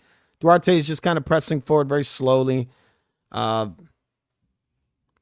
just moving back, throwing stiff arms and just running away, basically. Just walking really fast backwards.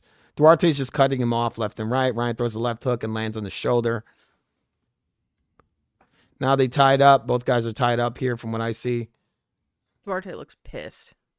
Yeah, Ryan's, the kid's not going to make it too far. Ryan is cheating. He's done a lot of cheating in this fight. And that's, I think, an important thing to note, right? It's not slick boxing. You are cheating. You are literally turning your back to your opponent. You are... The referee's giving him all kinds of help. I mean, I've never seen so many fucking warnings in a single round. Duarte got like 5 warnings in a row. Every punch he would throw, he'd get a fucking warning for it. Because his opponent is trying to do a fucking pirouette. Yeah, Ryan's doing all this illegal shit, like one illegal maneuver after another, and yet Duarte, who's trying to fight fair, is getting warning after warning after warning. This guy's literally posting, doing stiff arms, holding the guy back with a stiff arm, and then landing a right hand off a stiff arm. Ryan Garcia went to the Floyd Mayweather School of Dancing with the Stars for this fight. Yeah, Duarte just jumping up and down, pressing Ryan back. Ryan throws a right hook, very labored. Ryan is tired, very tired. He does a little jump back. Duarte just presses forward. I can't really even judge this round because it's so laggy. right now. The stream is super laggy. This is terrible. Sorry, people. Ryan landed a right hand and a left hook while Duarte is on his knees. And it looks like they just called the fight.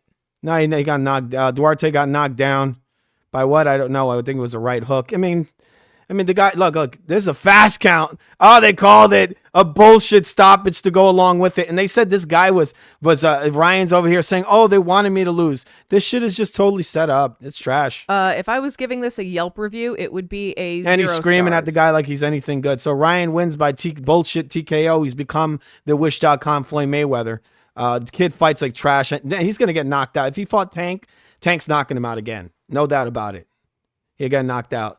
Anybody would knock him out. I think Duarte, he had the deck was stacked against him the whole time. And this stoppage was bullshit. The guy wasn't even knocked out. This was a bullshit stoppage. Okay, so this was round number 8. Okay. What'd you think of the fight, Bob? If I was giving it a Yelp review, it would be 0 stars. Yeah, it's fucking If I trash. could give it negative stars, I would do that. Yeah, It would Duarte be like is negative it's 5. obviously the better fighter. That's for damn sure. This kid is cheating. That's what he's doing. But sorry, the stream is fucked up right now. So that's a TKO. We're going to show you our cards in a second. Let's see if I can fix this audio. It's a bullshit fight. The kid thinks it's a big victory. This is a fake stoppage. It's a fake stoppage. It wasn't a real stoppage. They basically, he got a knockdown. They just stopped the fight. These guys were pretending that he won every round. Okay, we're going to show you our card. Give me 1 second. I'm going to go look for... Here it is, everybody. That's our card. Bob had a clean sweep. It ends by TKO in the 8th round. Yeah. But so who is winning this one? Am I 1, 2, 3? I had Garcia winning 3 rounds. Duarte was beating him. There you go. Bob had it a clean sweep. Bob doesn't like him, but it's true. I mean, you could have said it was a clean sweep because everything that Ryan was doing was being built off of illegal tactics. The kid was throwing elbows. He was trying to be Floyd Mayweather. He was doing this shitty version of a Philly shell, landing short elbows intentionally. Everything, man. Turning his head. You know, the guy would hit him in the back and he would complain, even though he's literally turning his back to his opponent. Back of the head exposed, just real shitty stuff the kid was doing. Would you like me to elaborate on why my card looks the way it does? All right, give me a second. Let me close it. Oh, shit. Sorry about that, people. I just opened the wrong card. All right, let's close this. All right, why was it, Bob? The central premise of my strategy is you will earn every round. I don't care who you are. I don't care what your record is. I don't care who your trainer is. Yeah. I don't care what country you come from. You will earn every round. You Yes. get no benefit of any doubt from me. So when I see a fighter whose the bulk of his in-ring activity is illegal, Yes. you do not get the round. I mean, look, the only reason the kid's Like, allowed... it's very simple. The only reason this kid is allowed to do this is because he's the golden child. He was in there, if any guy has a reach advantage on him, because I assume this guy did not have a reach advantage. So what Ryan was doing is he was basically just posting off, like the guy was like a little midget. And so Ryan would stiff arm him and then throw a right hook.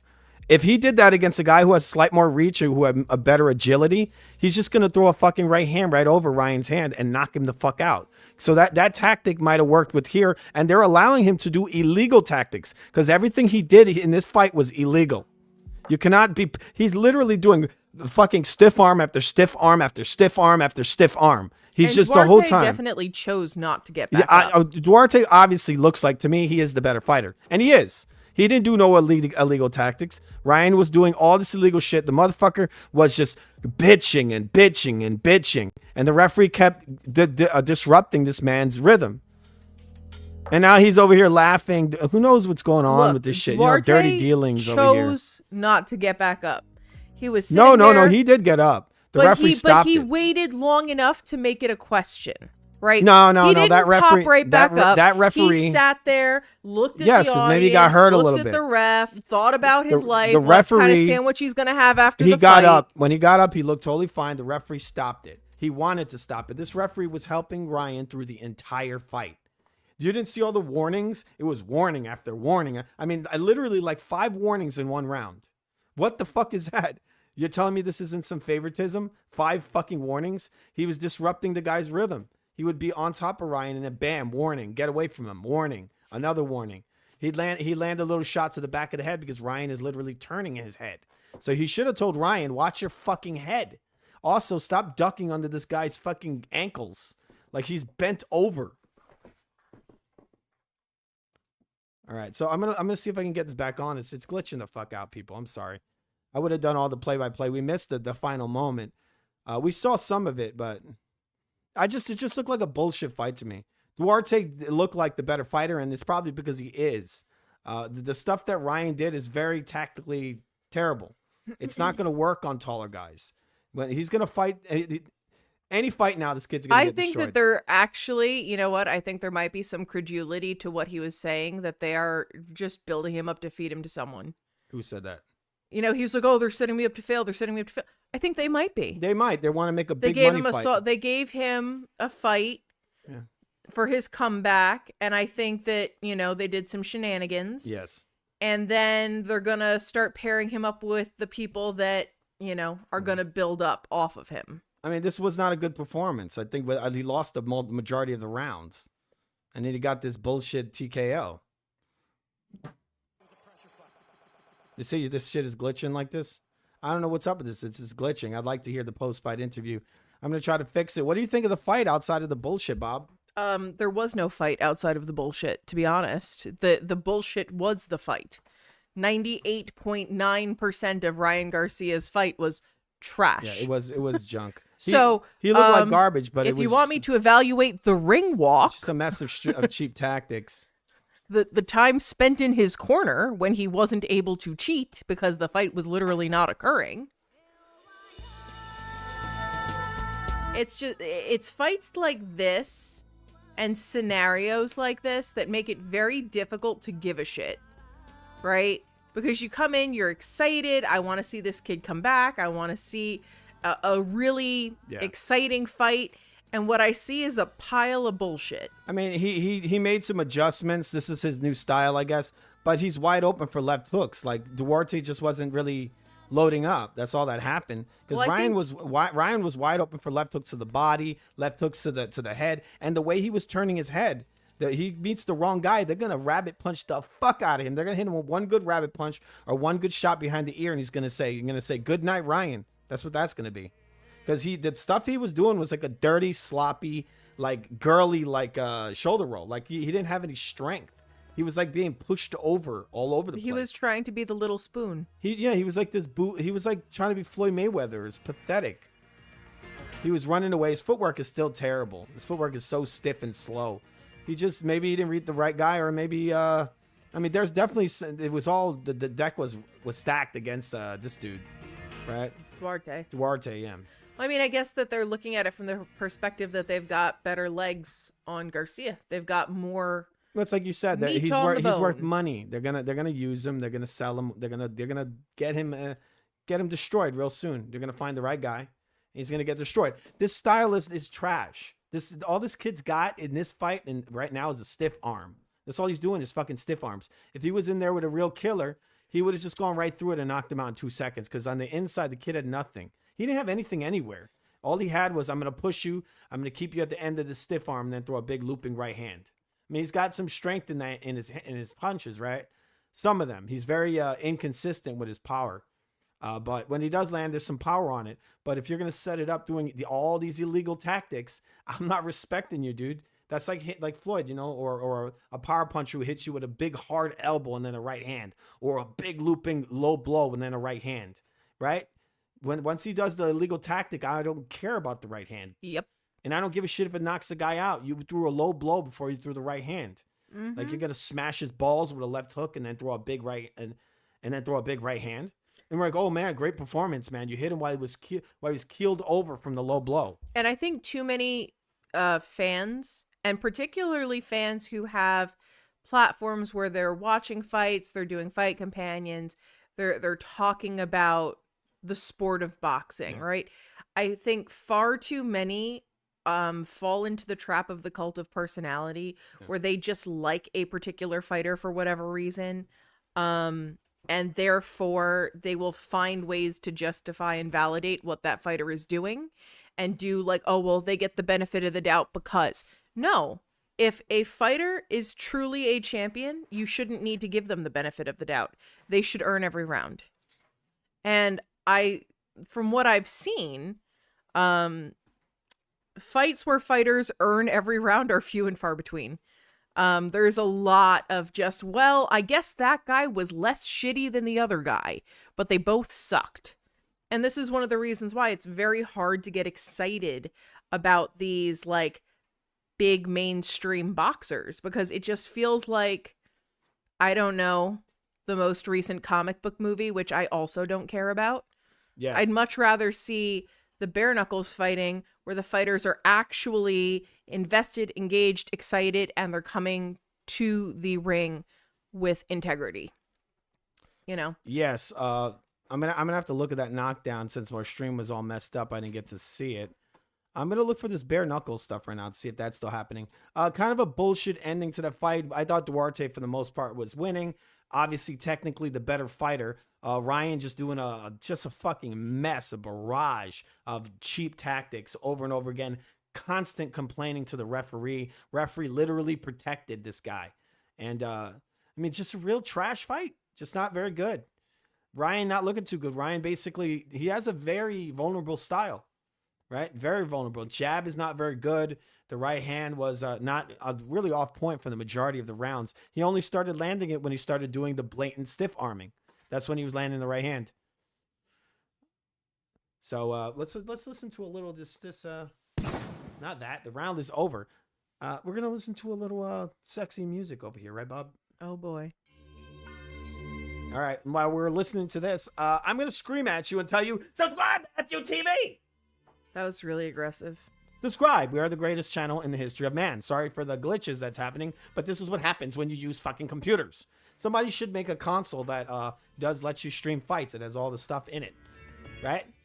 Okay. You distressed Desi. All right. All right. I'm going to try to look for the replay of that last part of the fight, because to me that looked like an early stoppage. Are you giving up on bare knuckles? I want to watch it. I'm just not finding it on here. And we're already so deep into the thing. I'm not going to order the card. I mean, it's like basically probably at the end of it. You say that like we order any cards. hey, we do. We do. Don't say that. No, we don't. We have ordered And to be many cards. honest with you, none of them have been worth ordering. No, not this one. This wasn't worth it. It's trash. Like, if... It's like that Ronda Rousey match all over again, where we ordered the fight and the card was over in like 30 minutes or something ridiculous. Absolutely not. Just no. Absolutely not. Not going to happen. Not today, not tomorrow. Get thee behind me, Satan. Absolutely under no circumstances. Yes. Wait, let's see. Sorry, guys. Bob's going to be talking. What did I think of this fight? That's what I think of it. Wait. I got to bring up my toilet. Andrew Tate, what did you think of this fight? How many Bugattis do you give this fight? I give it shit. I give it no Bugattis. I agree with you. Joe Pesci, what do you think? What the fuck is this piece of shit? Exactly. It was a piece of shit. Yeah. And here's our scorecards once again. Earn every Bob added a goddamn clean round. sweep. I don't know if I agree with that one.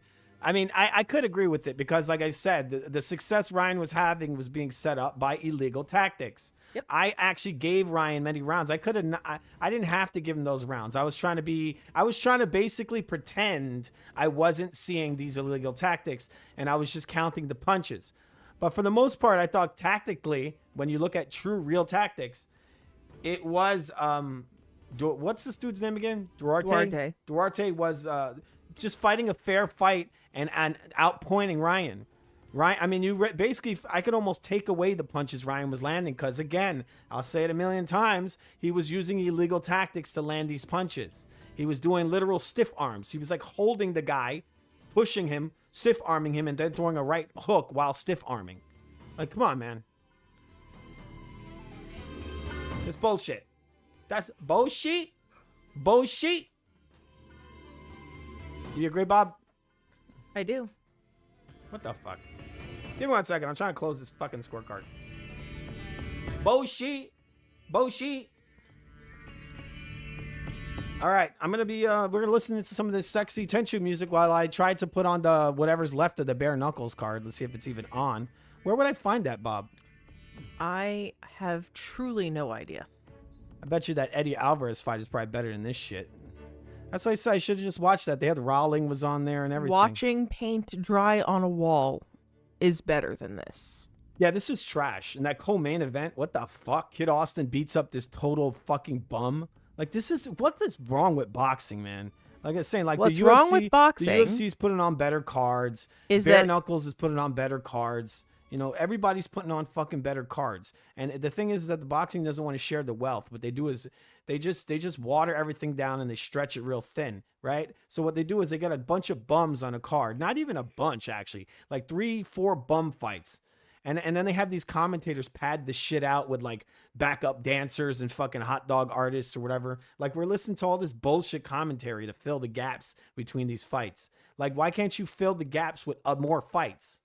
The UFC's over here running these cards that start early and they have like fucking 20 fights. These guys want to be so greedy that they don't want to make fights. They want to have like 3 fights on a fucking 5-hour card, right? They'll have like the boxing card be like 4 or 5 hours and we'll have like 4 fights. Isn't that nuts, Bob? I mean, it is, but it also isn't, right? And they're tune-up pretend fights. It's this like magnificent clash of titans, and it's not. It's just junk. It's like going to Vegas to see Britney Spears and then seeing her without auto-tune and filters. Seeing her without her pants on. She has a penis. Right? I mean, that kind of went in a direction. Yeah. Oh, yeah. Oh, baby, I got a penis. What'd you think of that singing? That's something. All right, so Ryan wins by bullshit TKO. And Duarte was just like kind of laughing in the ring. It's like, what? Like, shouldn't you be disappointed? I'm going to go to the BKFC website and see what's up. BKFC. Let's see how much this costs, and maybe we can get the end of it. I'm going to see how many fights are left on the card. BKFC. There's the video. Watch BKFC 56 ceremonial face-offs featuring Mike Perry. Okay, I'm going to go to the website. That's probably from yesterday. Okay, buy tickets. Buy now. Let's see. Okay, it's $50, really? Saturday to December 2nd. Mike Perry. I'm going to see if the fight happened yet, because, I mean, why the fuck would you order a pay-per-view for $50 when it's already over? Okay. Is that, which BKFC is this, Bob? I don't know. It's 56. BKFC 56.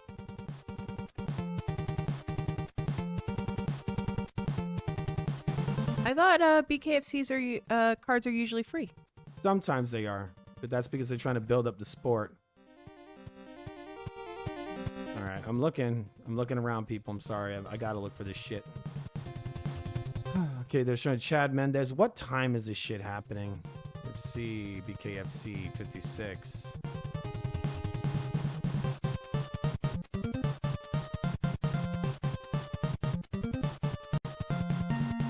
Okay, all I'm finding is this fucking fight from like a long time ago.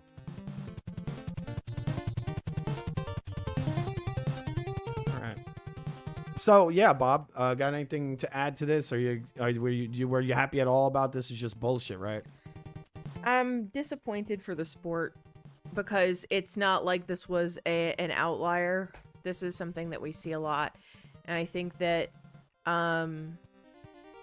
there are ways that it could be made back into a sport, but this feels almost on the level of like WWE, where it's just a stage play with sweat.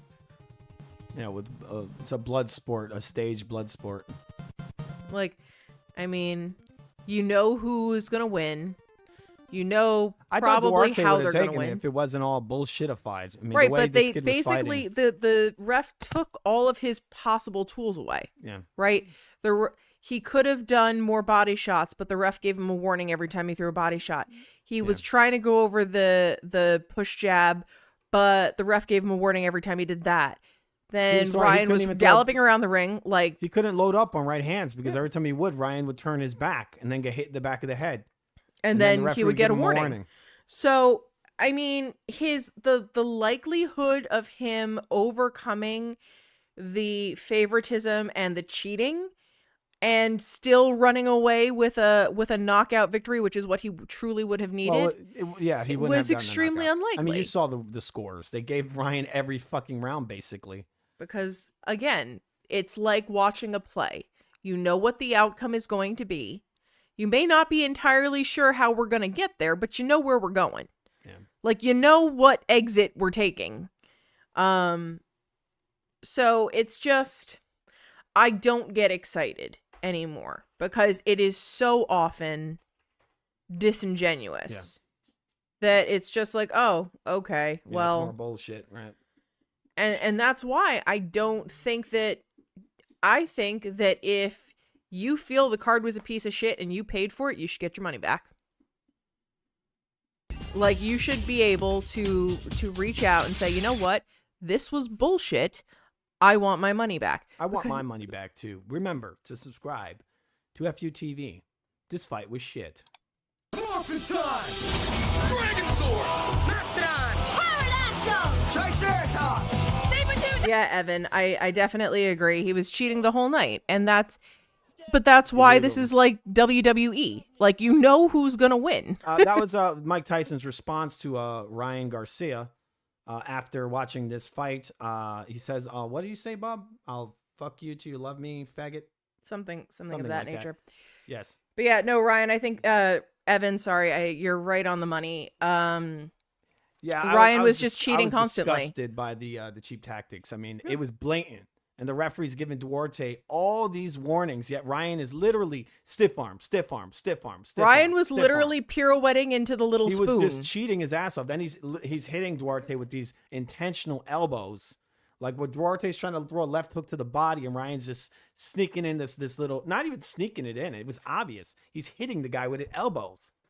With fucking elbows. I mean, that's got to be one of the worst Philly shells I've ever seen, too. He's like taking his lead foot off the ground. I mean, come on, man. He thinks he's going to beat guys with this trash. Does he think this style is going to beat Tank Davis? And then to me, that TKO looked like bullshit. Right? We're supposed to believe that. Come on. This is what Ryan looked like to me. That the Duarte, see Duarte hit Ryan in the back of the head, right? With that little chop. And then this is Ryan trying to do a Philly shell, right? But he's eating all these body shots, you know, and there's all this blood coming out. And I mean, he's just getting flashbacks of Tank Davis. And then Duarte's coming over here and he's just like, "Oh, you're going to keep crying, bitch?" And then bam, he just shoots him again. Right? And then the ref comes swooping in. And the referee swoops in and like he helps him his out. mother and cradles him lovingly. It's bullshit. It's bullshit. Yeah. It just, you know, I don't think it's good for the sport. I am not excited to see Garcia fight whomever he's going to fight next. I am not, frankly, interested in seeing Garcia fight anyone else ever again, unless he actually becomes a boxer at some point. It's just trash. I mean, I'm watching that. I was getting pissed. That it was so illegal, the stuff he was doing, that I was actually getting pissed. I was like, I hope this kid gets knocked out. And the referee's just watching him do all these illegal things. It was just like mind-boggling to see this man, Duarte, get like 4 fucking back-to-back warnings, right? On unintentional stuff. And this guy is doing all this, and Ryan is doing all this blatant measuring. Like his fucking arm is just bent. And it's just, it's not bent, sorry. He's posting, and his arm is just straight out there, right? And he's just like, he's holding his hand on the guy's head and then just throwing a right hand off of it. Like, completely illegal. Duarte, you know what he should have done? He should have punched his fucking hand. That's what I would have done. I would have punched him right in his elbow. Punched Ryan's arm as hard as possible. I would have right around punched the fucking him wrist. Hit him right on where his wrist is. Right in the I would have let him lock his elbow, and then I would have punched him in the elbow on the outside of it, like a T pick to the elbow. Too. Hit him with an uppercut, but you know you hurt your hand. Where you should have hit him, I think, is on the wrist. Just punch him right around the wrist area, real hard, or in his hand. Punch him in his fucking hand, maybe on the top, or just got to punch him somewhere in the arm. You're gonna or chop his fucking arm down. Like just hit him with your arm. You just hit him with the bony part of your arm, right on his arm. See how he likes it. I bet you he would have crumbled like a soccer player. Yeah, he would have down to the ground. He would have complained to the ref, clutching his arm in agony. I bet you rolling around. He would have complained to the ref, and the ref would have said, "Stop hitting his stiff arm," and then taking a point. And taking a point. It's disgusting. It looked like Shakur Stevens or something that fight. But you know what's the most disappointing thing of all? What? I bet. What's the most important part, disappointing part is we didn't get to see the fucking BKFC fight. Yeah, and we saw really. this shit. I told you I would rather watch Bare Knuckles, and you were like, no, we're gonna watch that garbage. Yeah, we're gonna watch fucking trash. Oh man, I'm sorry, Bob. I don't know what you lured me up here with I'm over here drinking with the this poison suggestion water. of Bare Knuckles, and you gave me that. 0 stars. Yeah, it was trash. Let's see if I can find the BKFC on here. I'm still looking. It's 11:25 right now. I'm gonna see if they still got it on. They might. I mean, those cards start later usually. Do you remember how like unhinged the commercials of the 90s were, where it's like, it's 10 p.m. Do you know where your children are? Yeah. Where the fuck were they, Susan? Where is your child? Yeah, that is Where weird. is it? That's like for like hood people, right? That they leave their kids out, like they don't know where the fuck their kids. They're like, oh, whoa, I forgot I have kids. Like, oh shit, better go find I Timmy. should stop drinking and go drive and find my children. I remember those commercials like never made any sense to me, and I heard them all the time as a kid, and I was like, whose parents lose them? Like, what in the world? Like, What's funny is that the kid's out, right? And they're at like a friend's house and the parents don't know, and then they watch that ad, like, do you know where your kids are? You don't think it's funny? I do. And that was a time before cell phones, so it's not like they could just like call you. They had to do some like detective work to figure Cell out where phones the have been fuck around you for a little were. while. They've been around for a little while now. They were not around at the time of those commercials, I don't think. And if they were, cell phones were still like really expensive and only parents had them. Mm-hmm. So like they had to actually have some form of relationship with their child and like know where they might be. Mm-hmm. But that I just remember hearing those commercials, and it was such like an odd thing to think about. And it's still I cannot imagine as a little kid having it be 10 p.m. and my parents don't know where I am. Yeah. That is weird. But That's I used to very see it all the odd. time in the hood back in the day. There'd be people just, 13, 12-year-olds just walking around the street. You're like, you should be in the house. They're like, no. The cops would pick them up and bring them home.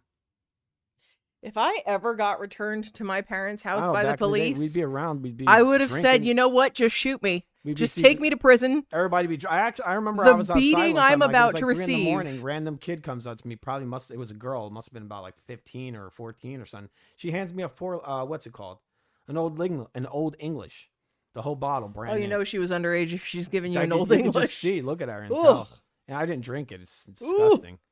Old English, I man. gave it to my Yikes. friend's crazy uncle, who was just kind of. I think he drank the whole thing. He was into drinking shitty malt liquors. Ooh. Yeah, it was sort of in the hood. It was in Sunset Park in Brooklyn. All right, I don't think we're gonna be watching the BKFC because I can't find it anywhere. So now that we've been very negative Nancy's about this whole experience, what do you think could be done to prevent this kind of nonsense What in the sport? Actually enforcing the rules of the sport, that would probably fix it. The Well, referee didn't enforce anything.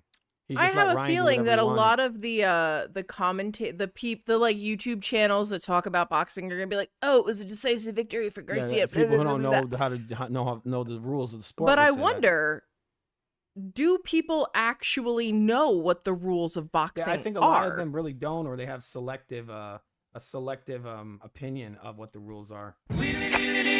Well, I think that they have favorite fighters. They fall into the cult of personality trap, and then the rules no longer apply to that fighter because that fighter is Give me 1 second. of the same ethnic background, or that fighter,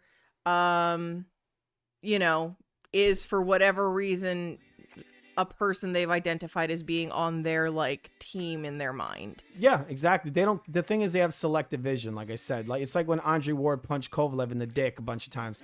I mean, since when do you get TKO wins on low blows in boxing? When did that become part of the rules of the sport? That you now have the right to punch guys in the balls. Like 3-4 consecutive low blows, and they call this a low blow. They call this a legal punch and call it a TKO. And then all these idiots rally around and they say that Kovalev was soft to the body.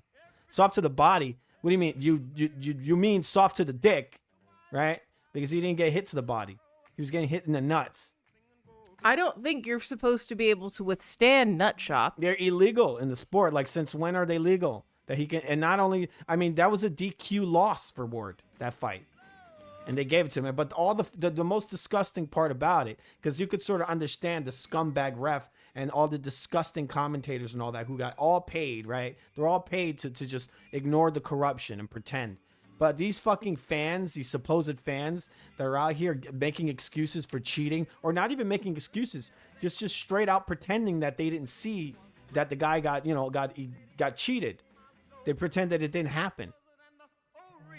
That's the scary part. And that's what I see here with Ryan. If anybody comes over here and tells me that this guy made a great comeback, oh, he's going to beat Tank. No, he's not. He's not going to beat Tank doing that. Well, I mean, it'll depend. He's going to beat Tank if they decide that it's more profitable for him to beat Tank. But what we're not going to see is a genuine Garcia victory. He does that stiff arm versus Tank. Tank's going to weave around one of those stiff arms and smash him with a right hand. And then the ref is going to take a million points and say that it was, whatever reason, good to disqualify Tank. Because it's all, like, what we saw in this fight, definitively, is that the end of Garcia's genuine career has occurred. And now he's just a vehicle for executing an agenda. So Garcia will lose when they want him to lose. He will win when they want him to win. And it will not matter who he is fighting in any of those circumstances. Yes. Him actually winning or losing under his own power is now no longer a factor. He is effectively a member of the WWE. And he is a tool that will be used by whatever boxing promotion company he's a part of to execute a particular goal. That's it. And because of that, I'm no longer interested in seeing him fight. Yeah, I mean, he's a little bitch. The way the fact he was complaining so much. He's just complaining and complaining. And the referee's like, stop it. Stop. Don't do that. Don't do that. I mean, he's literally throws a punch, complaint. Right? Complaint. Ryan's putting the back of his head into the shot. The guy's landing body shots, right? He's landing a back shot because Ryan's literally turning his body around. And so the guy hits him in the back. He complains. I mean, it was, if you watch the fight, it's like in quick succession, like 5 warnings in a row on this guy. He didn't want to let him land anything. Every punch because I think the concern was that if Duarte actually was able to load up on something, he would have potentially knocked Garcia out. Yeah. And they couldn't have that happen. He was in a rough fight, and the referee didn't want it to be rough, so he kept disrupting this guy's rhythm. He was like, stop. Which is very reminiscent of Floyd Mayweather fights. Yeah. Where he gets protected and protected and protected, and then he gets to claim some sort of absolutely ridiculous victory. But it was not a victory. It was a tool. It was a trash fight. It really was. I mean, Ryan's just not a very good fighter, man. He's really not. He got some power in his hands and some speed, but he's very inconsistent with his techniques. His power is not really there a lot. He's using illegal tactics to land these amazing supposed superpower, He needs to cheat. He was cheating his ass off in this fight. He looked a lot like Shakur Stevenson, but with a little punch, a little pop to his punch. I think if he fights anybody who's coming in there to take his head off, because this guy was kind of like, not really bringing it to him like he could have. They're going to tear Ryan apart. Like if you put Teofimo Lopez in there, he would murder Ryan. This kid's going to get knocked the fuck out real soon. This was not a great I don't think so. I think that they're going to build him up and keep him around until they need to feed him to somebody who is an up-and-comer that they think has real legs. And then they won't protect him anymore, and he'll get his ass put on the canvas. He's going to get fed to somebody. He's going to get fed to somebody. Like, he is now a tool. He's no longer a fighter actually fighting. He is just a tool. This is the WWE. Yeah. All right. I don't think we're even going to find this fucking bare knuckles fight. I'm looking everywhere for it. I can't find it. It's already 11:33 right now. I'm going to look just a tiny bit more, see if I can find it, and we're just going to close this out. Sorry, people. And we're going to probably be coming back if we have time tomorrow. We're going to probably be watching the Crawling Eye on FU Theater. What do you think of that, Bob? I think that sounds like a plan. We're probably going to watch The Crawling Eye. It's an old sci-fi film my friend Jim told me about. He says it's a really good movie. And by good movie, he means really terrible. So I thought it'd be perfect to watch on the channel. Okay, I'm continuing my journey in FU Gaming to beat Mike Tyson's Punch-Out along with some other titles. You can be seeing that soon. I'll be getting back into that. Bob's going to be playing Double Dragon 2 with me. We're going to try to beat that on the NES. Propaganda. The original Double Dragon. You guys are going to love it. Just like you love FU TV. Remember to subscribe. We are the greatest channel known to man. Right, Bob? Correct. We're trying to remember to hit the subscribe button because we're trying to get to 1,000 subscribers by the end of the week. Okay, we're real close. We're real close. Even if our stream is a little laggy, we are the superior fight companion. Yes. We talk the best shit on this channel. Maybe. To be honest. Yeah, kind of. Yeah. But if you guys take anything that we say away, make them earn every round. Don't just give them the benefit of the doubt. Nobody gets the benefit of the doubt. Yes. You are not innocent until proven guilty. You are a loser until you prove yourself to be a winner. Yes. I think I hear a truck coming. Do you hear that, Bob? Uh-oh. Is it the special truck? I think it is. Uh-oh. Do we think that there were... Uh-oh. Wait, is Ryan... You think Ryan... Wouldn't it be funny if Ryan got some tainted meat and he just went up in weight and he fought like Teofimo or something, or like he stays here but he gets really, really, really muscly? What do you think of that? You think he'll get some tainted meat? No, he'll just get the special referee. I mean, the kid's doing all kinds of cheap taxes, so I wouldn't be shocked if in the next fight he gets all super, super, super jacked He comes up. in and he's like 3 times the size, and you're just like, He's hanging out with like all these trainers like Derek James and all that. He's trying to speak like slang in the interviews. Whatever. Tainted tacos are here. Ryan, we know you're going to take them, or maybe possibly already on it. Tainted tacos and special referees. The Ryan Garcia story. Yes. What a fucking asshole, right? Mm-hmm. Kid is a fucking asshole. He just fights like an asshole. All right. I'm continuing my journey on trying to find BKFC, and if I can't find it in the next minute or two, I'm going to be, we're going to wrap it up, people. Okay. Anybody in the comments, Bob? Evan was in there agreeing with us generally. Well, what did he say? He said stoppage was suspicious, but yes, he was not going to bet against Ryan. He's the A side, and he was allowed to cheat all night, turning his back and constantly measuring. Which is why I said, yes, I agree with you entirely. Yeah, it was disgusting. The stuff he was doing was disgusting. People don't know the sport, so, whoa, he's effectively using his range. No, he's not. No, he was stiff-arming the guy, like, nonstop. And that ain't going to work when a guy's moving their head correctly and swooping under that shit, getting real low. But he wasn't just stiff-arming. He was also, so you imagine Duarte's trying to get underneath the stiff arm, right? And what does Ryan do? He shoots in and holds him down and pushes his head down. More illegal tactics. And then Duarte would get close. He would get in on him to throw body shots. Ryan throws up his elbow in his face. Hits him with an elbow. Because he's in too close. It's just trash. Ryan didn't want to fight on the inside, so he would just do this bullshit Wish.com version of a Philly shell. So it was just really ugly stuff, and he ain't going to do well with that. When he fights the wrong guy with a guy with fast hands, they're going to shoot that right hand right over that. And that jab was horrible. There were so many mistakes Ryan made.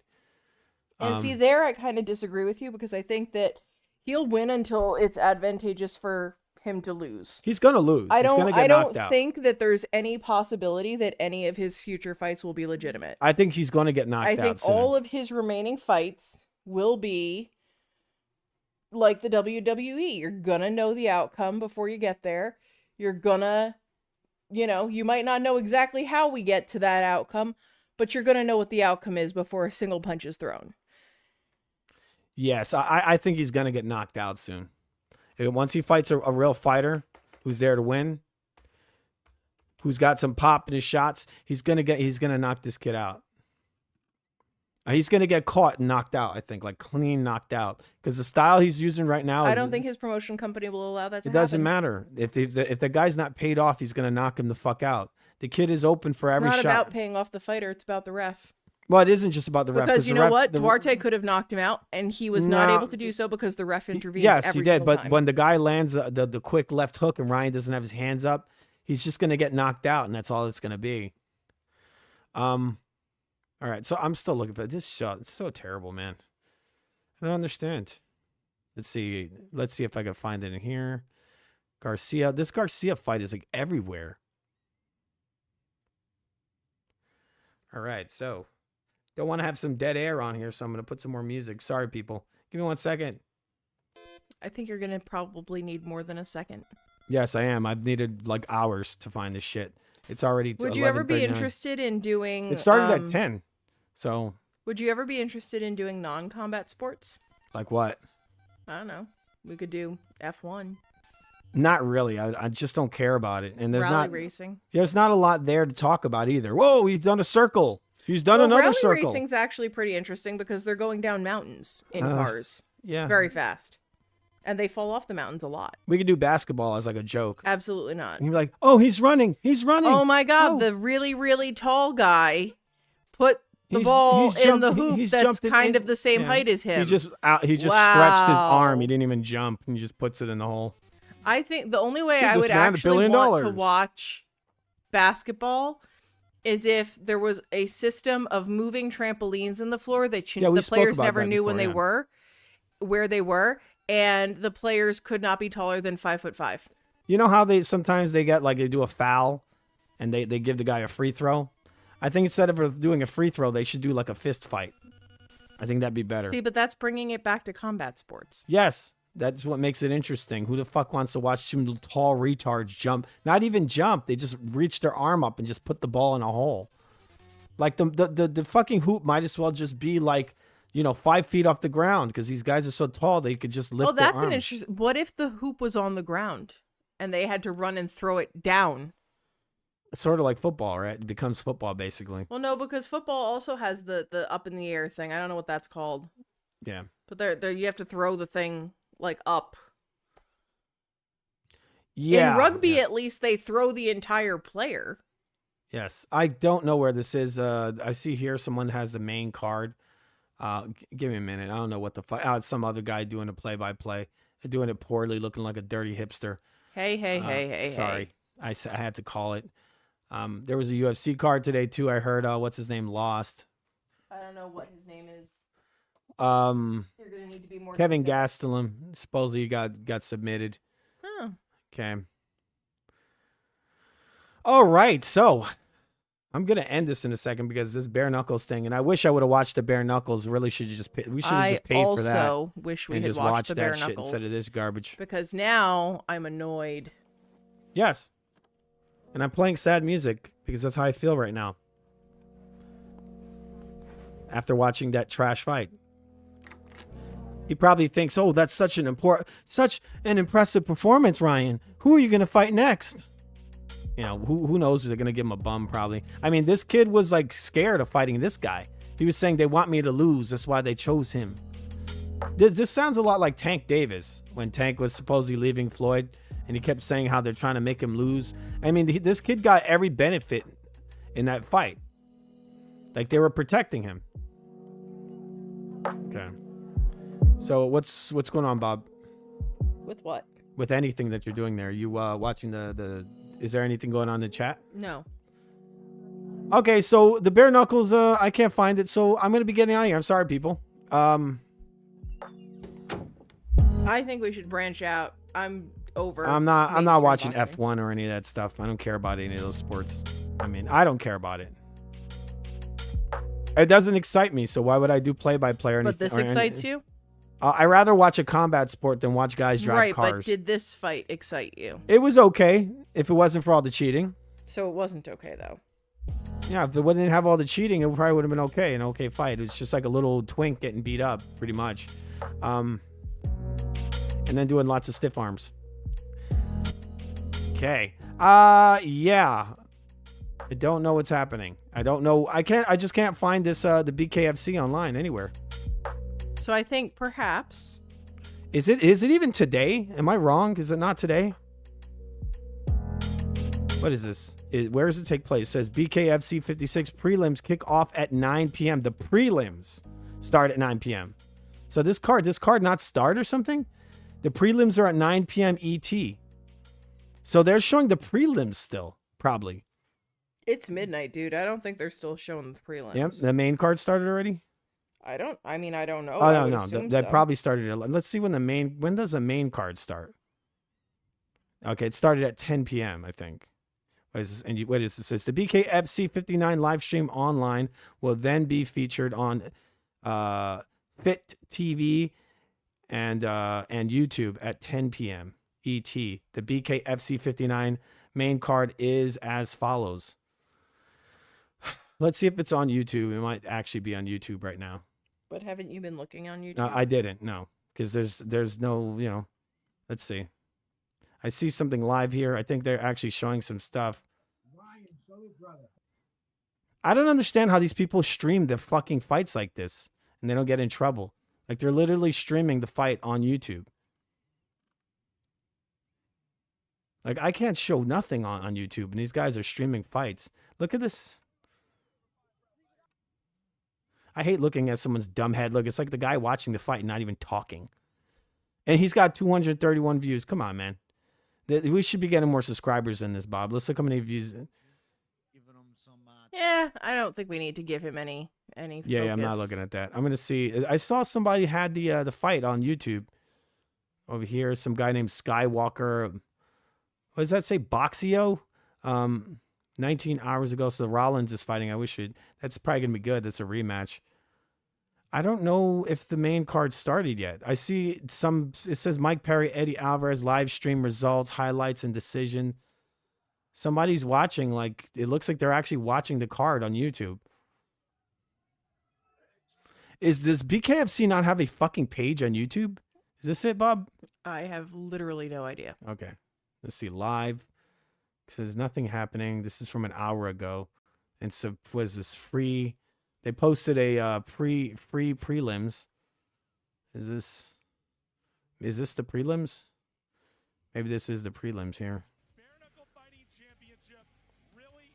Okay, I'm watching some of the prelim stuff here. But I'm probably just we're just gonna get out of here and I'm just gonna because this is running too long. I can't find the fights. Let's see. Oh my god, this sucks so much. I wish I could have got to see this shit. Yeah. Okay, so a very uneventful, shitty night of fights, people. The bare knuckles probably was pretty good, but didn't get to see it. I'll probably update you on it later on. I'll call out who won. We can watch it later. Yes, if I can actually find it. I can update people on what happened in the bare knuckles. The Rawlings rematch was interesting, and I was kind of interested in the Eddie Alvarez fight, but didn't get to see it. I'm definitely going to see it later on. I'd like to have done play-by-play for it, but probably not going to be able to do it. We can still do play-by-play for it. Yeah, at another time, yeah. Okay. It's not the same once the event has already happened and the result. Sure it is, the because result you know is what? already out. That doesn't matter. Okay, to me it does, and to most people it matters. Why are you going to watch? You're going to listen to something when you already know the result. Then what is the purpose of doing a rescore? Well, the rescore is different because we wouldn't be doing. If the guy gets knocked out, there's no rescore. There's just he got knocked out, and you already know what happened. Okay, so I just think it's a little different, right? What is this? I'm watching some fight. I don't know what this guy's doing here on his channel. I think he's just watching prelims. Bob, what is this? You think this is a prelim? I don't know. There's some channel Skywalker Boxio, I guess. That's Boxio. And he's watching some fight. I don't know what it is if he's watching the card itself. Yeah, I'm going to lower this. I think he might be watching the card. I'm going to see what fight is happening right now. I'm going to see at the BKFC website. Okay. So, Bob, what's going on? Waiting to see the bare knuckles fight. What's going on with you? I'm looking for the bare knuckles fight. Good. We're aligned in our goals. All right. Let's see. I wish they showed info on the thing, like which fights have happened. It is bizarre that it's not like better organized.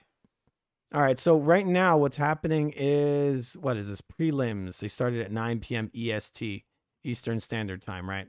Correct. And then this says 9 p.m. here for this stuff too, which this is the main card. So I don't understand how they're setting this up. They have the prelims set at 9 and then they have this at 9 as well. Like their website is not very good. And they say they have live results.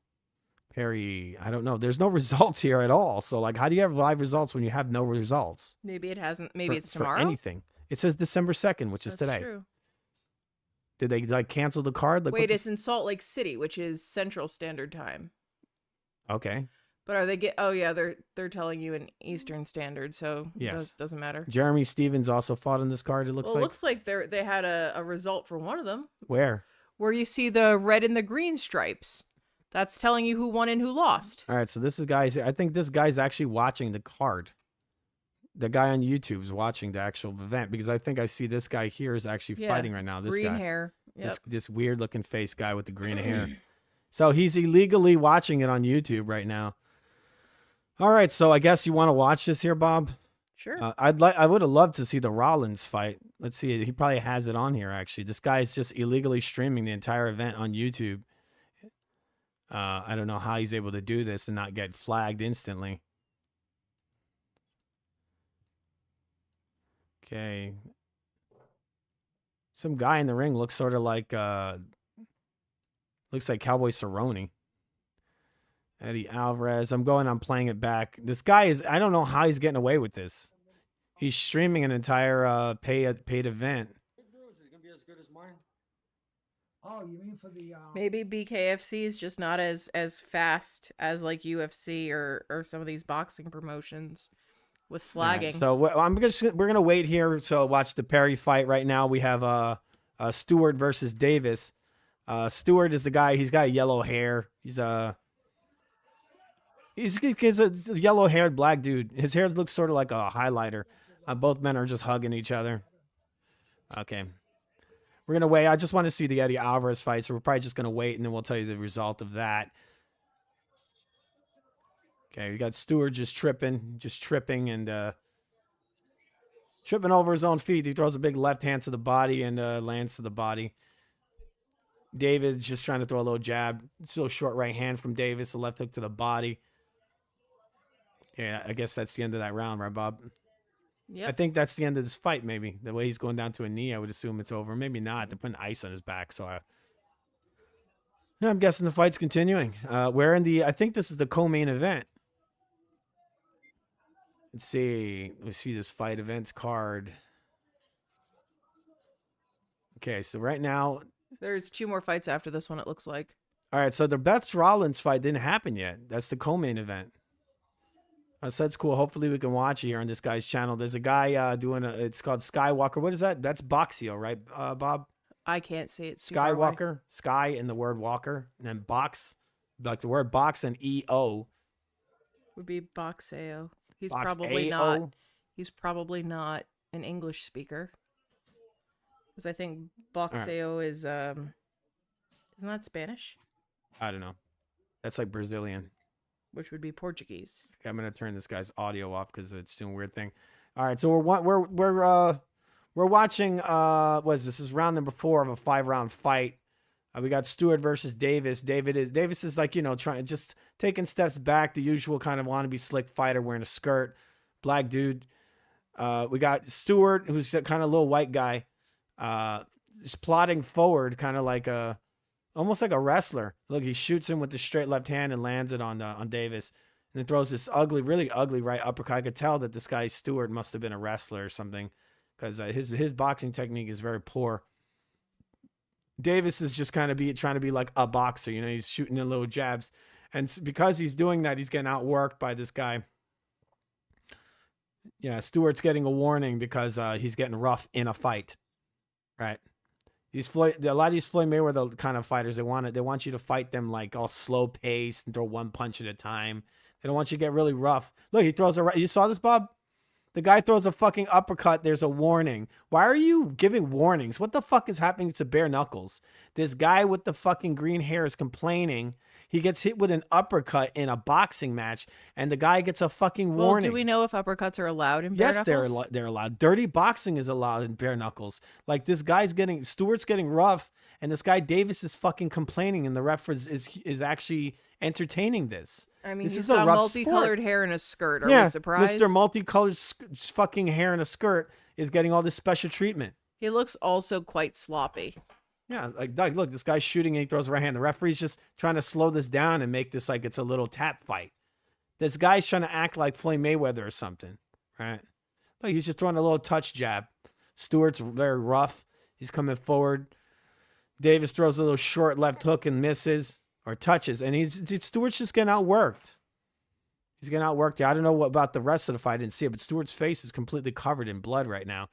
I mean, Davis just fucking runs, or Stewart just runs forward like a psychopath. But yeah, Davis's face is completely covered in blood. He looks sort of like that guy from Lovecraft Country, that actor. Yeah, he does. Yeah, he looks very much like a homosexual. I mean, that's just his thing. You know, he's gay. It's it's what it is. He's covered in blood, isn't he, Bob? Davis is covered in blood. I don't know who's winning. To me, that looked like a Stewart round.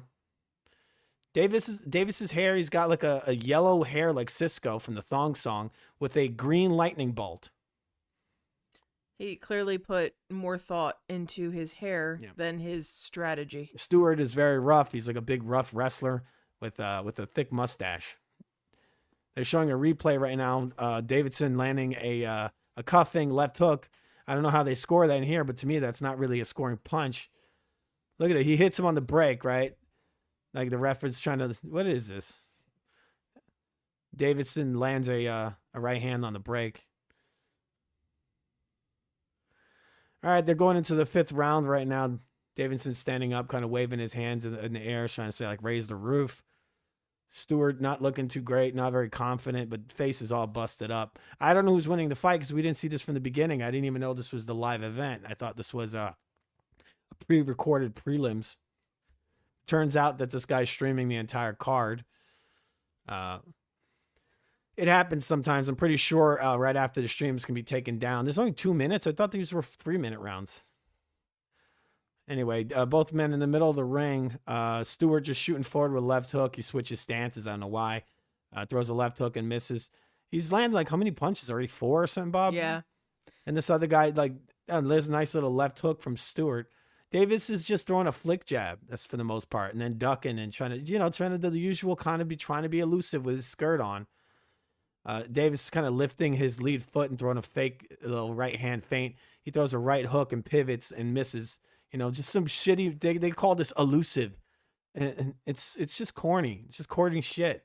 Can you really be elusive with neon hair? Yeah, and here's a little jab from Stewart. From Davis. Stewart's the guy with it's the white dude. Stewart lands a little short right hand. There's another right hand from Stewart. It looks like Davis is shook up a little bit by that right hand. Davis is a big guy too. He's way bigger and he's getting busted up, falling all over the place. They're bringing that shit in from boxing in here. But look, there's some dirty boxing from Stewart, who lands a right uppercut through the middle, smashes David in the face. Davis just standing his ground. This looks like a Stewart round to me. The last 2 rounds I've watched, they look like Stewart rounds. But, when you have a skirt and multicolored hair, they usually nowadays they'll give you the fights, right? Because that's the stuff they like to push now. Remember back when that was like a punk thing, Bob? Yeah. Now it's just like, I don't know what it is now. Subversive became mainstream. Yeah, now it's like cornball little, like, I don't know. Cornballs do that now. The dudes that like basically like Nazis have fucking multicolored hair nowadays. Now being subversive is like being an accountant and getting married and having kids. Yeah. All right, so the fights come to an end. That's the real punk rock move. From what I saw, it looks like Stewart won. Davis is a yellow-haired looking fool who just got his ass whooped. Yeah, that is the kind of the rebellious thing now. And that kind of was the thing in the 60s, right? Yep. Being square. Yeah, they became square was like their rebellion. They went the other way. All right, we'll listen to a little. I don't know if we can actually listen to this. No, it's just a bunch of jumbly noise in the background. But we can do the play-by-play for this fight. Okay, we come to the end of Davis versus Stewart. To me, it looks like Stewart won the fight. And then we're after this, we're watching Beck Rawlings versus Ferreira. Look at this guy. They're showing this guy. It looks like the lead singer of My Chemical Romance or something. The black dude. He's covered in tattoos. So the champion is Stewart, and Howard Davis is the challenger. The streaks. I don't know what that means. I guess these are just strikes. They're doing the strike numbers right now. It looks like the strikes are going to Stewart. He's landed the majority of the strikes, but they're saying accuracy goes to Davis. But I mean, he's not really throwing much. He's throwing little flick, little touch jabs. Davis is probably enormous too because he's shredded. It's probably because he's cutting a lot of weight to make this weight. They're about to call who won the fight. All right. Hopefully you guys can hear us because this music sounds like it's loud. Okay, here we go. That guy is huge, isn't he, Bob? Look how big that guy is. Yeah, he is really big. This Stewart is tiny. Tiny man. Stewart's face. Look how busted up Stewart's face is. I mean, just completely busted up.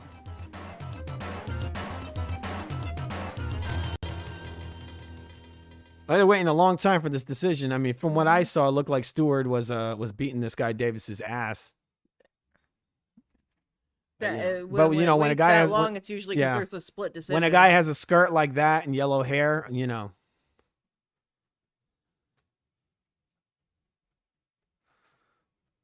All right. I don't know what's happening right now. They're still trying to do the decision. It's taking a little long, very long to me. All right.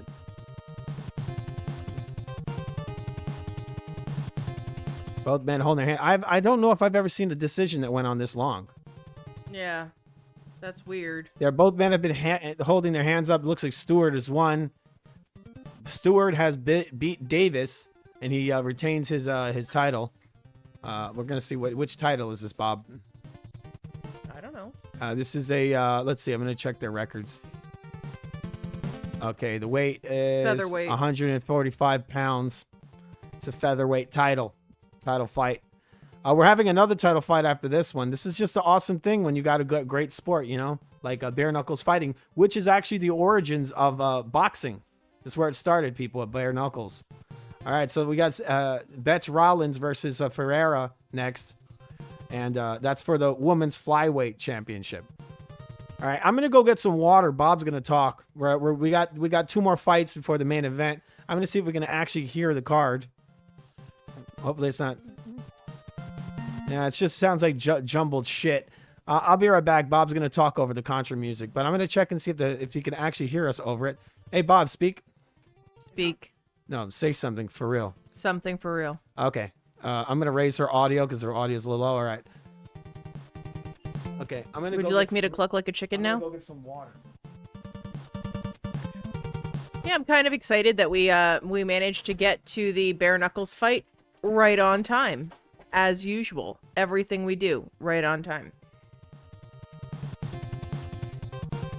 So one of the things that I like about the bare knuckles fights that I've seen so far is that you don't really see the bullshit. Like the fights seem to be a lot more genuine. And you have fighters who actually want to be there doing what they're doing. It's not people who are trying to connive and manipulate, or at least it doesn't seem that way. So that's a lot more entertaining and exciting for me. And I couldn't hear what was happening in the card, but it does seem like there was some controversy in the decision, because it took a very long time. I don't know if maybe the judges were just taking a longer time to tally up the scores, or if there was some sort of split decision situation. But it does appear that the correct man won. Who has returned. Oh, Lord. It's fight by fight. IG gives me. All right, we now stepped into the bare knuckles fighting portion of the evening. All right, I'm gonna be changing our scorecard to go with the bare knuckles fight. I think it's a 5-round fight. We only have well, right now I'm gonna use our boxing card for the bare knuckles. Jedi salute. Okay, this guy is talking. I'm going to turn his audio off. He's saying Jedi salute. We don't want to hear him. We thank him for streaming this. But you guys saw our scorecard. We basically had Ryan losing. Well, my scorecard had Ryan losing by 1 round. But he won. I mean, it was a trash fight. I mean, the kid got away with all kinds of illegal tactics. It was trash. All right, I'm working on her scorecard right now, getting ready for the main event. Okay, I'm gonna me writing these names in here. Okay, we got this one.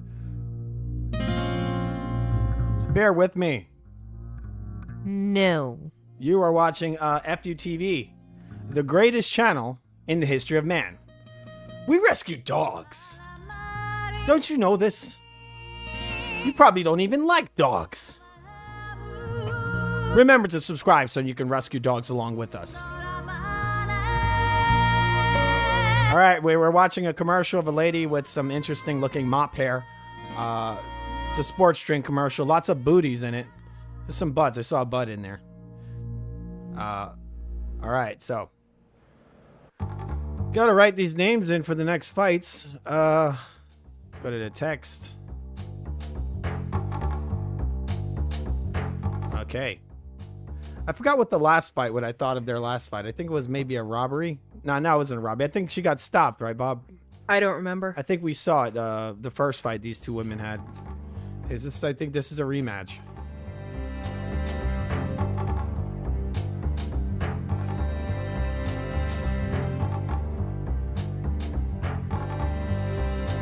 Okay, so what'd you think of the last fight, Bob? It looks like the correct man won. Yes. Yes, I only saw the last 2 rounds or so, so I don't. Yeah, it looked like a pretty big beating. It looked like a wannabe boxer wearing a skirt. You know, that whole thing with the multicolored hair. I don't know what that is nowadays. It's like I don't know what kind of style is that. Everybody looks like fucking Dennis Rodman, right? It's like back in the day we had Dennis Rodman. We're like, oh well, that's different. That's interesting. That's cool. Whatever. But now everybody's Dennis Rodman. Yeah. It's like the Apex Legends effect, where you're just constantly focusing on customizing your avatar instead of focusing on being a person of substance. That's what it looked like, right? He looked like a really bad... He looked like a Sims. He looked like a Sim. You know? All he needed was the little, like, green diamond above his head, bobbing around, speaking Simlish. Yeah, he looked stupid. He looked like a fucking idiot. That's what he looked like, right? That's not very nice. It wasn't even like good look. It wasn't like, you know, a cool, like edgy punk look.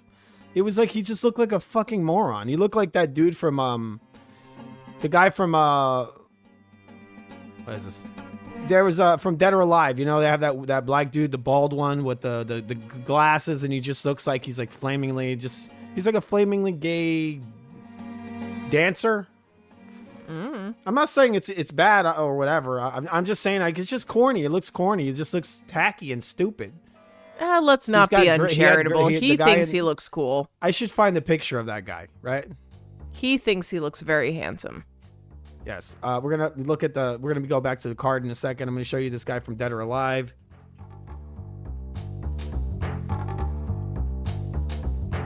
I don't know the guy's name. I forget. All right, so I've typed in. I put in Dead or Alive, black dude. Does anybody know that character's name from DOA? Yeah, I don't guess that's the best description because I'm finding all kinds of weird, interesting stuff of dudes with greased up chests and all that. And some probably kind of offensive stuff as well to some people. The Derek Chauvin, what the fuck? Like, I'm finding all kinds of stuff. I already typed in Rawlings. I don't understand. I can't find it, Bob. I can't help you find it. Can you see it? No. All right. I've typed in the name. Oh, here it is. I found it. All right. So I typed in the fighters' names in preparation for the next fight. We're going to see if it's starting. Okay, the ring walks are happening right now. All right. I'm putting their names in because we're going to be scoring it. Okay. So looks like we're going to be lowering this music right now. Hopefully you guys could hear us because in my ears that sounded incredibly loud. But I have the peak control on, so I'm hoping that killed a lot of that loudness. Okay, so you got the whoever the fuck this guy is right now. He's talking. Some guy who's building up the fight. They just have a camera on a BKFC commentator, and he's just talking with a can of Buck. That's Buck, right, Bob? I think that's what it's I called. imagine Buck. so. They call it like buck up or bucked up or something like that. Yeah, buck. Here's they're showing some prelim fights. Big old right hand shoots around the guard. Guy had a high guard, knocked clean out with a right hand around the guard. Okay. I'm gonna show some more of these highlights over here. You can call them out, Bob. If you like. Little touch jab and a straight right hand. The previous fight ends on a cut. I don't know who these fighters are. I can check on the main card to see what they are. Let me Stevens see. versus Rivera. I think that they're recapping. Yes, the they're recapping fights, yeah. some of the fights. They're showing the Stevenson, what's Rivera fight? Stevenson Rivera. Yeah. And Rivera gets dropped with a right uppercut on the inside. Jeremy Stevens is hooking off, dirty boxing, holding the back of the head, and he throws a right uppercut. This is why I say they need to bring that dirty boxing into boxing, right? To fight the wrestling-based style. This is what you do. It's a lot of knockouts too, just knockout after knockout in this BKFC Looks like card. Mick Terrell KO'd Arnold Adams. Yes. And they're showing the previous the fight that just happened. Where Stewart won over. Nice big overhand right from Stewart. Lands on Davis, and Davis beats Stewart. He's not in the best of shape either. He's just skinny. Stewart is just skinny, and Davis is just like, he's kind of a big guy. He's still got his ass whooped. He was trying to fight in that kind of like Floyd Mayweather like style. And Davis was trying to like have an actual fight. Okay, so all right. So I'm coming to the end of editing my my BKFC card. It takes a little while. That's why a lot of times I won't score every single fight like this. So, almost done. Okay. All right, so the card is ready for the next fight. They're still building up the next fight. We're waiting. It's fucking annoying. All right. So, the commentators, the dudes are talking. They're not talking about Mike Perry, even though that's the main event. I hate when they do this, Bob. I wish they would just focus on the next fight. Why are you talking about the main event when we're going into the co-main event? Right? I mean, the people who watch this, for the most part, have already paid for it. So why do they need to build up anything? Just tell us the story about the fight that's about to happen. Really. You imagine they did that for every single fight? We'd see like the fight that Kid whatever the fuck his name is, John, what's that guy's name? Kid Austin.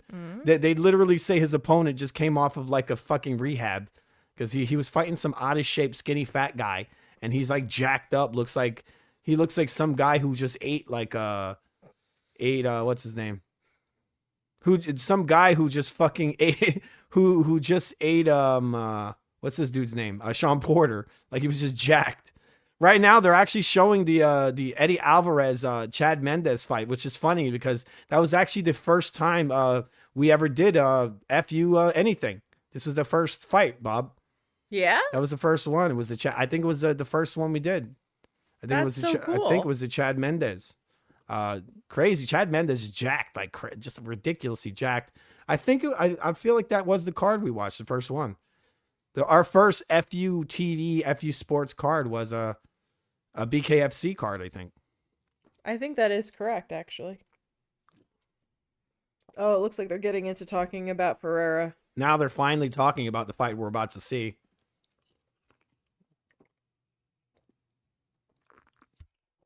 I think I actually saw Rollins versus Ferreira. And I think Rollins was winning the fight, and I think she got stopped on cuts or something. I forget, but I feel like something happened. But she was kind of winning, and then it kind of got wrapped up. I'd have to see. It's been a while. They're not showing Ferreira just beating the shit out of some lady. All right. You see our shitty poster here? That's the Ryan Garcia shitty fight. Literally shitty. Yep, it was a shitty fight. Very shitty. All right, they're now building up the next fight. Look how old Ferreira looks. Yeah. Ferreira looks like she's faces of meth. Rollins looks pretty good for a fighter.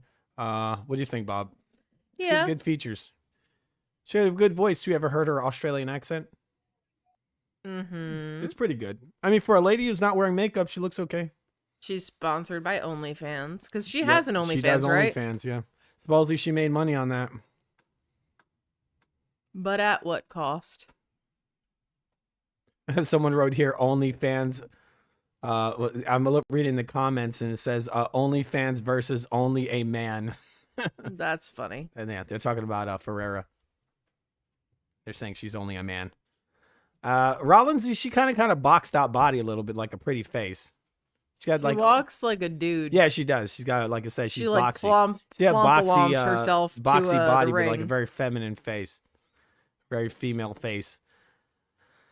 She's all red. She's kind of probably smacking herself in the face in the back Those room. Rollins fucking taking off awful her robe. tattoos. She's wearing it looks like a Flintstone skirt. Yeah, she's you can see she put a lot of Vaseline on her face already. Yeah, her tattoos aren't too great. She looks a little like an elf. She does. She is pretty. Yes, she's big too. Like look how broad her shoulders are. Mm-hmm. It's a big lady, and her short hair makes her look even bigger. Rollins is in the ring. She's bouncing up and down. She's actually a pretty good boxer. She's shown herself to be a pretty good boxer. She has a jab. She has a nice jab straight. She's got OnlyFans on her chest. I mean, OnlyFans doesn't have to be about nudity, right, Bob? Yeah, you but can put anything on there. Yeah, but people aren't going to OnlyFans because they want to learn how to bake cookies. I mean, people were watching certain like political speakers on OnlyFans. They had just straight up political pages. I mean, just because you can do something doesn't mean that, like, if you say, hey, I have an OnlyFans, people are going to assume it's one particular thing. All right, so we got our scorecard. Our scorecard is the boxing scorecard, so it has 12 rounds. Just ignore the other seven rounds. I'm trying to do that math. I got no brain. All right, so the only man is coming to the ring, Ferreira. She's bouncing up and down. She's bouncing up and down. She's got these dreadlocks. She looks a little bit like a fighter from Tekken. She does. Yeah, she does. She looks good. Here she is walking to the ring, looking not so sexy. What's that sound? Uh-oh. The toilets have flushed. Hey, Bob, should we clean this shit up? Yeah, I think it's time. All right. The shitty fight is done. There's no more Ryan Garcia here to shitty everything up. So get out of here with your shit, Ryan. You stink. You stinky piece of trash.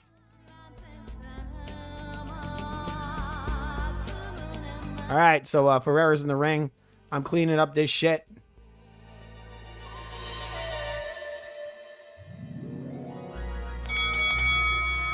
All right, I'm looking for our I'm going to see if I can find our MMA card. Nah, it's Ryan again. Do you hear Ryan? All right, I wish we had our MMA card, but you guys saw it. Not our MMA, our bare knuckle / boxing card. Mm-hmm. Maybe I'll look for the poster. Give me 1 second. The fight is about to start. Both fighters are in the ring. I'm just going to get my poster to put in here. You excited, Bob? I am, actually.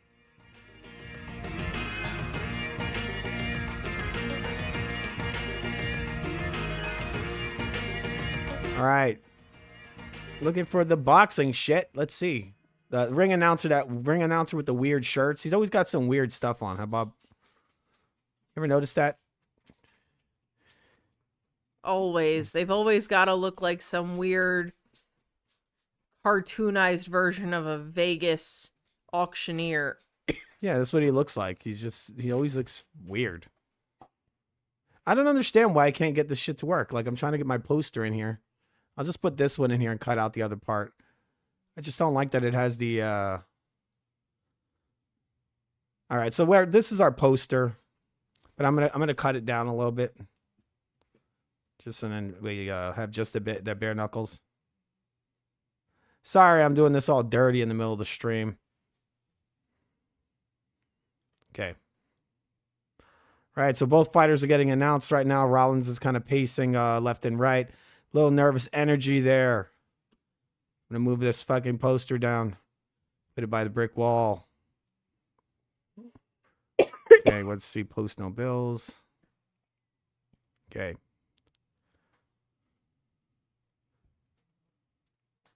Sizing up our poster to make it official. All right, we're going into round number 1. Oh, that's not round number 1. I got to go back. They're calling out the fighters right now. Ferreira's getting called. Look how she looks, Bob. That's a hard face, huh? That is definitely a face that will Only a lead mother you could to be love. a boxer. That is a boxer face if I've ever seen one. She's a bare knuckles boxer, so you get cut up a lot. She is very manly looking. It's pretty insane. She looks like a lady that goes to the bar every day and smokes at least 2 packs. And then she's like, hey, guys, I got to go home. It's a little late. I got to smoke meth in the morning. Remember to subscribe to FUTV, the greatest channel in the history of man. We rescue dogs. Fuck you! That was aggressive and confusing. All right, here we go. Round number 1, people. Round number 1. Wait. Whipper. Do you like Are you what I letting said that? the inner Puerto Rican All right, out? so both fighters in the middle of the ring. As always, they start there. They make them start there. Ferreira just shooting in this kind of jab, circling, not trying to land it. She's kind of standing in her place, just kind of measuring with it, but not in the way that Ryan would do it, right? She's shooting it in, shooting it out, shooting it in, shooting it out, right? Yeah, she's not holding it out there She's like not a posting goddamn it out there, battering no. ram. Ferreira coming in with a little short left hook. She kind of pushes in, nice little, it's kind of a little short, it's a short, long left hook. And then she pushes Rollins to the rope. A lot of boxing. What's up with all this fucking, what's happening in the bare knuckles boxing, man? There's wrestling and they're breaking it up. This is crazy. This is the second fight I've seen this. They're breaking up the clinch battles. You see this, Bob? I do. It looks like they're trying to maybe limit the clinching. They want to see more striking it's like and they're less turning clinching. it into boxing. It's a regular, like the new kind of boxing. Come on, let them fight in the clinch. What the fuck? All right, so for Rawling throwing a nice sort of straight right hand and then clinching and then eating 2 little kidney punches. I mean, really, that's what you should stop, the kidney punches. Rawling is getting in touch with the jab. Rawling throwing a nice sort of straight right hand and hits Ferreira on the side of the head. Rawlings taking steps back. Looks like nice sort of right straight. Rawlings trying to set traps here. She's taking just a step back and she's letting Ferreira extend herself. And she's trying to throw a right hand as she comes in. Rawlings is circling to the left. Nice high guard, a lot better than Ryan. I could see this lady actually beating Ryan in a boxing fight. There's a nice little jab from Ferreira. I mean, she's good in the clinch. Ryan would probably complain. Bet you with the little cut over her nose, throw the big right hand, multiple right hands, short right hands on the inside. She's getting real angry. It's amazing that her face is still not, she's still kind of pretty, right? I mean, Yeah. getting beat up. She's been big in bare knuckles for a while. for a couple of years now. I remember when we saw her first bare knuckles fight and she looked like she'd been turned into a hamburger. She's having some issues with that fucking brawl. It's coming down. We come to the end of the first round. Okay, we can't listen to any of the corner stuff, but we're gonna listen to Tenchu. I'm probably gonna have to change up the songs, and we're gonna score this. Bob, who won that? That was tough to score for me. Yeah. I'm not sure. Who do you have it? It's hard for me too. I'm gonna give that round to Rawling. I think she was controlling. Ferreira was coming forward, but I think Rawling was really landing the punches. Yeah. I would probably give it to Rawling as well. All right. But it was definitely a difficult, because they like each were doing things that were good, but I don't think either of them had the complete Yeah, package. they're still edging into the fight. It is a feeling out round.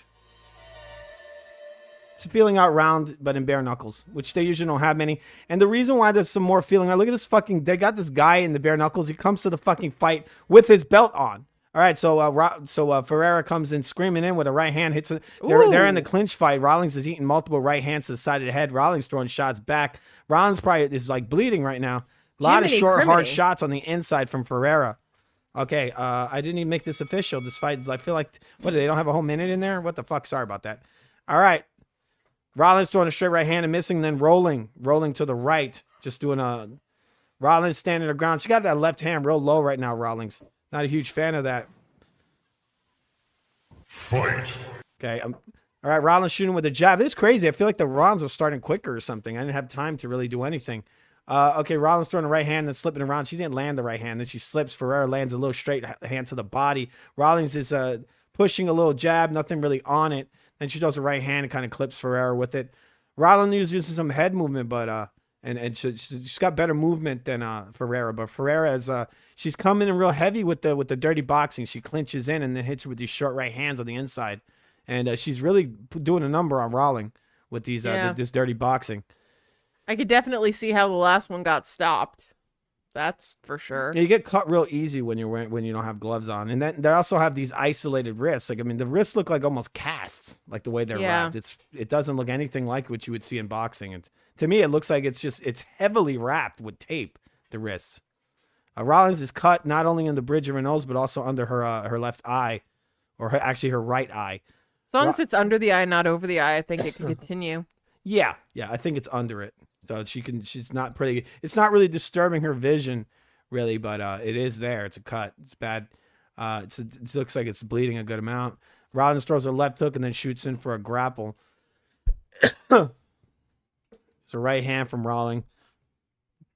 Gives another right hand that misses, and Ferreira throws like kind of a slap with their left hand, their lead hand. And the fight's come to the round has come to an end. I would give that one to Ferreira. Okay. Because I think that Ferreira was just much more dominant that time. Fight. All right, I'm going to score this, so you got it for Ferreira. All right, I'm going to not move this. Can you... That door shouldn't be open. But if I move, just don't let they're all any gonna dogs in move. there. Okay, we got a door wide open that has like has equipment in it. All right, so you gave that round to who? Ferreira? Ferreira. Okay. Okay. We're going into round number 3 right now. Mm-hmm. These rounds go by real quick in They this do. sport. Because they're only 2 minutes, right? Yes, only 2. Yeah.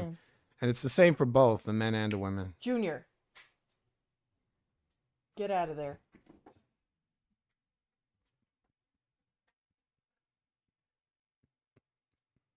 What is this? We're into round number 3 already? What the fuck? All right, so Ferreira's pressuring forward. Rawling is taking steps back. She's just backing up. There's a little short jab from Ferreira. It's hard to say because it's kind of clippy. The stream right now. Rollins with the high guard. It looks like she's wilting a little bit. She's touching her right eye, which has the cut on it. Rawlings shooting him with a right straight and then ducking. She didn't land. She just shot it in there. She's trying to like pace herself more now. I think she's not trying to jump in because I'm gonna guess she's really reluctant to get in there and kind of get into a clinch battle with this lady because she's pretty rough on the inside. Ferreira, she's got pretty nasty with that inside boxing or dirty boxing. And this is the 3rd round, right, Bob? Yes. Okay. All right, so we're gonna bring up our. Let's see. All right, so this. There's round number 3. We're fighting. This is going by really quick, so it's kind of hard to. Looks like this guy's stream got taken down. No, I didn't get taken down. He's just fucking with it. I think the guy who we're watching the stream from, he's clipping around. Well, because the stream he was just looking at said off air.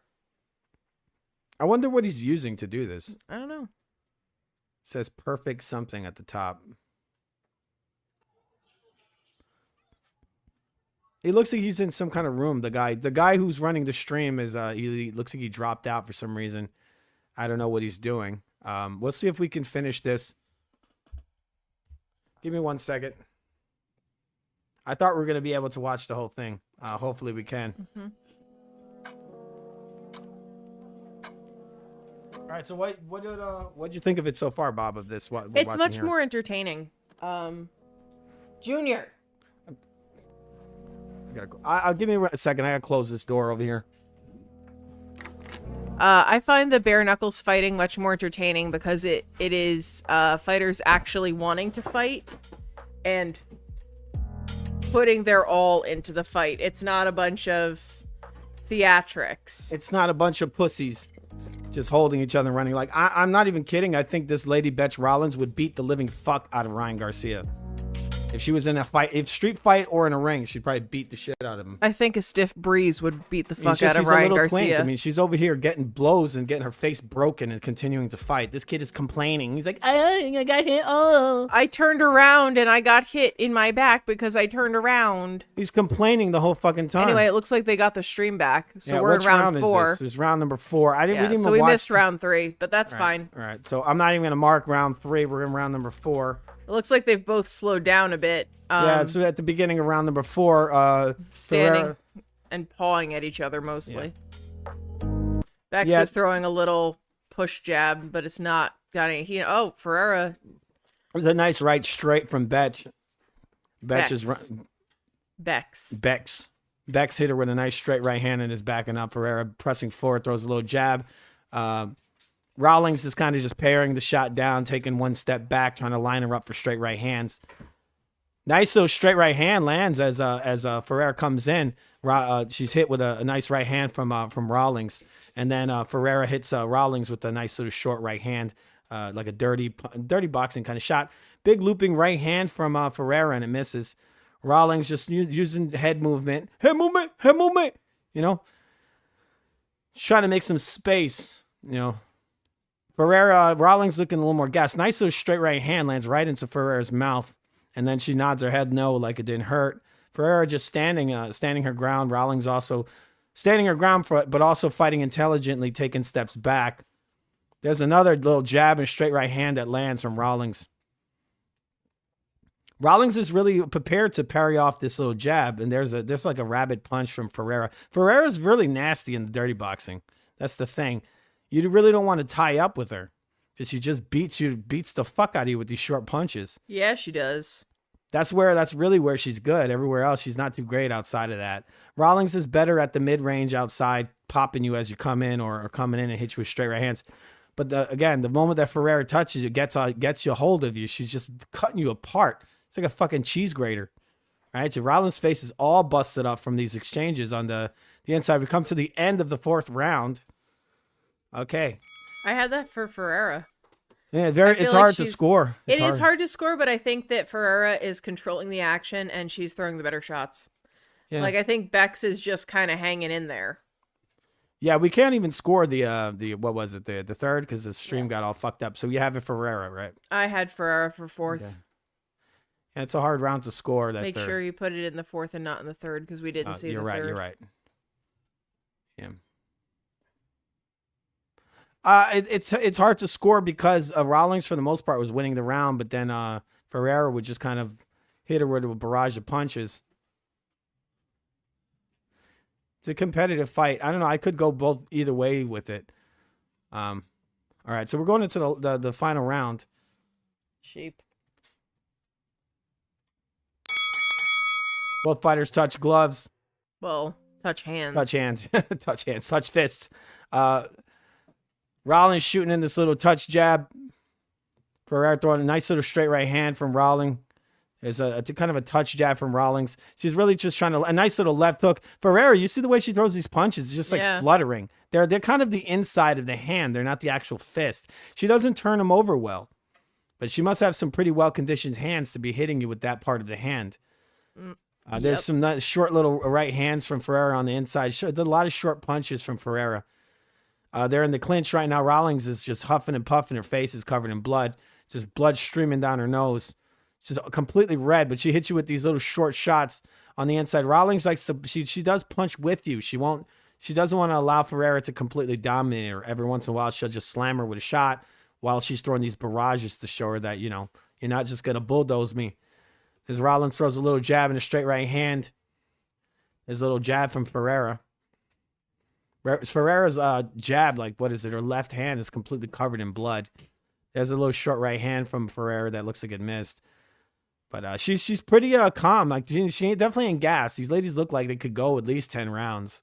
I don't know. They need to start making more rounds here. 5 isn't enough, I think. If you're going to do 2-minute rounds, you need to have 10 rounds. Let's stop having these fucking... Really, right, Bob? Like, I agree.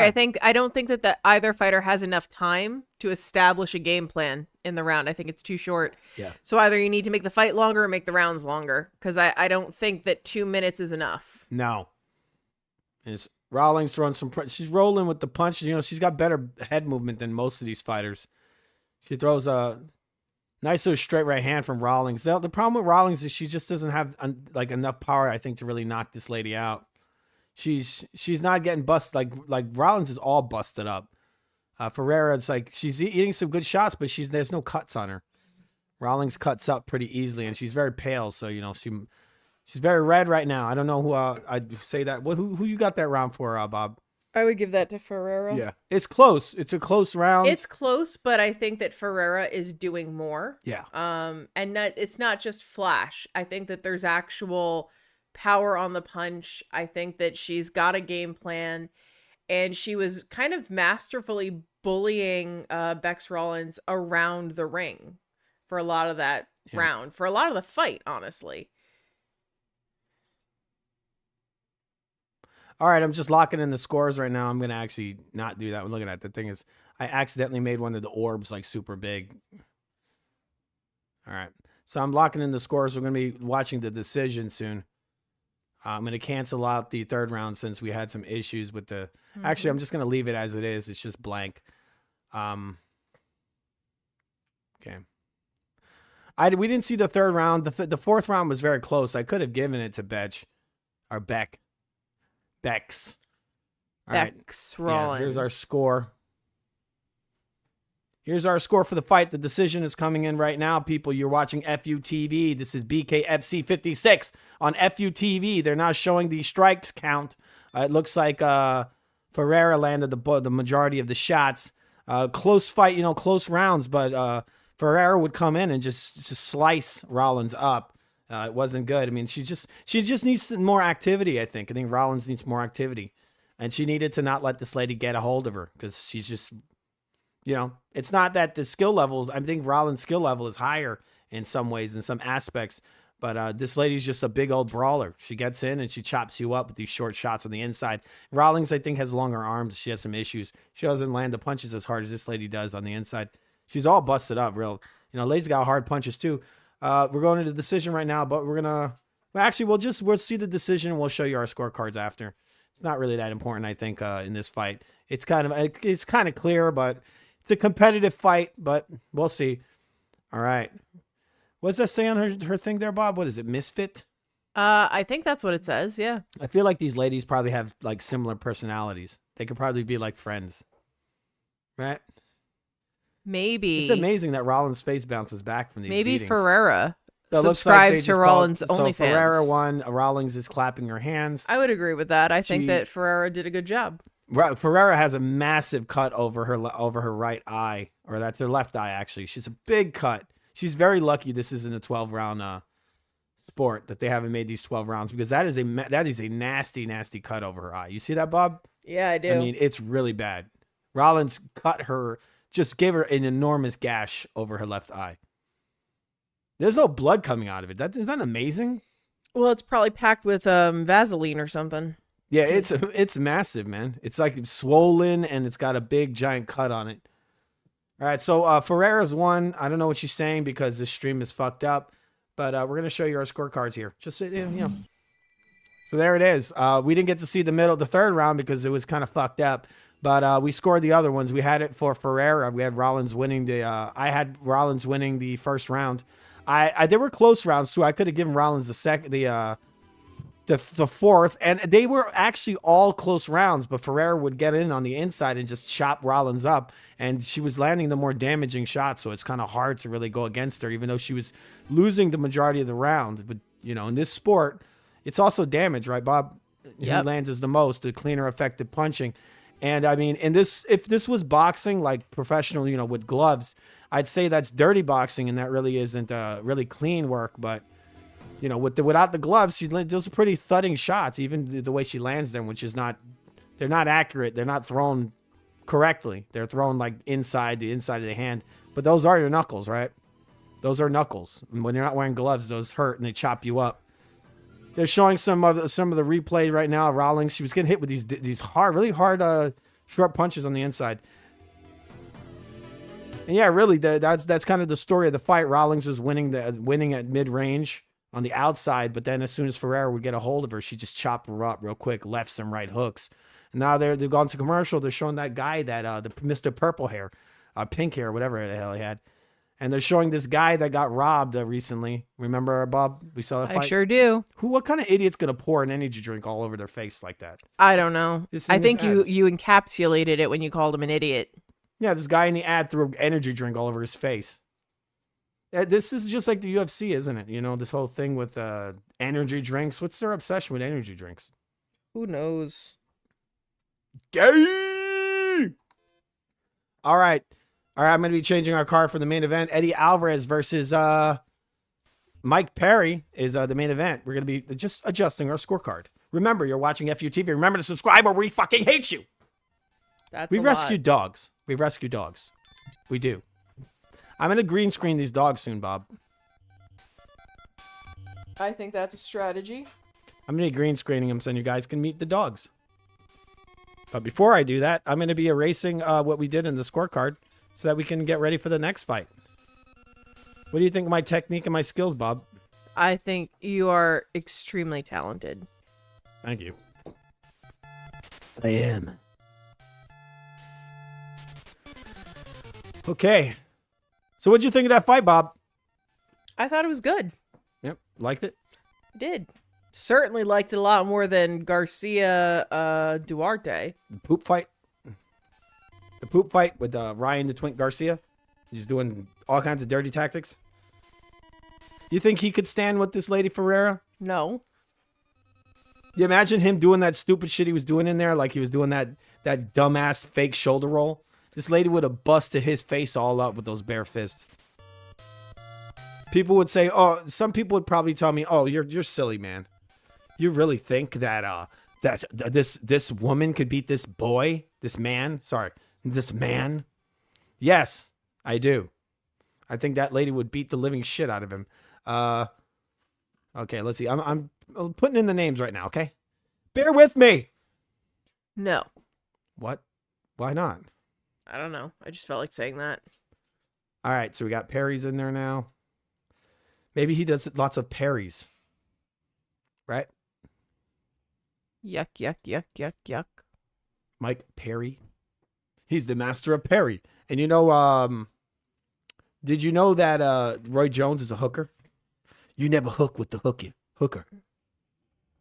He said that once in an interview. I don't think he meant it in that way. He says, I'm a hooker. You never hook with a hooker. Eddie Alvarez has the same last name as Canelo. Maybe you should fight him. Maybe they're related. Probably. They look similar. Wouldn't that be an interesting plot twist? What, Eddie Alvarez being related to Canelo? Canelo? Yep. All right, we're going to be going into the next fight, but I'm locking in the names for the next fight. They're doing the pre-fight thing where they're calling them all out right now. It's all blue in the arena. And we're getting ready to see the next fight, bro. But before we do that, I need to put all the right colors into these areas as I usually do. Who you picking to win this one, Bob? I don't know. Honestly, what about you? I think I see Mike Perry winning. I could see Eddie. Eddie's pretty good, and he's got all bulked up for the fight. So, and he is a boxer, you know. But the thing is, Mike Perry's pretty explosive. Eddie was saying how oh, well, you don't get knockouts or anything. I mean, he just beat Luke Rockhold. Luke Rockhold's not a little guy, man. He's not little. He's not a little guy. No, he's not. He's a pretty big dude. He's a big dude, and Perry took it to him. Took him out. This may be Mike Perry's sport, really. Okay, our dog is barking. I wish he wasn't doing that. What the hell? He's gonna end up getting thrown out of our room in a second because we're trying to do a recording here, and we just don't like dogs barking. Make sure the fight hasn't started yet. Yes, I'm almost done with the scorecard. This is one of the reasons I don't use them for every fight because I really shouldn't leave this to the last minute, and I should be probably doing all the names before the thing starts because it's a process. It's multiple layers in order to do the letters. What I should do is basically just make a whole alphabet and have all the letters where I can just kind of dump them in. I'll have like a combination of letters to the side in the Photoshop or whatever and just dump them in. Because with this is the way I do it right now. It's painstaking, bro. It's painstaking. It takes time. Right, Bob? Yes, it does. Yeah, it takes a little bit of time to put these in here. I have to add I add shadows and all that, but I'm not going to add the shadows. I'm done with it right now. There we go. I got the scorecards in. Eddie's walking to the ring right now, looking like he just played basketball. He's got a weird mouthpiece that makes him look a little bit like Dracula. Isn't that weird, Bob? You see that? Yeah, it is. It's got like the mouthpiece has like an opening in the middle of it, and it just makes him look like he has Dracula teeth. Maybe he has those cheap plastic fangs instead of a mouth guard. Exactly. I mean, he's just taunting Mike Perry. He's like, I don't need. And so Eddie Alvarez is kind of putting his head in the air and screaming. Eddie Alvarez used to have kind of a soft chin, I feel like, but he's not as chinny as he used to be, I think, because he's really hydrated. I forgot which weight this is, but I'm pretty sure it's higher than what he fought in the UFC. In the UFC, I think he fought as a lightweight. Now he looks like a freaking boxing cruiserweight or something. Kind of big. He's not that tall, and I'm drinking more water.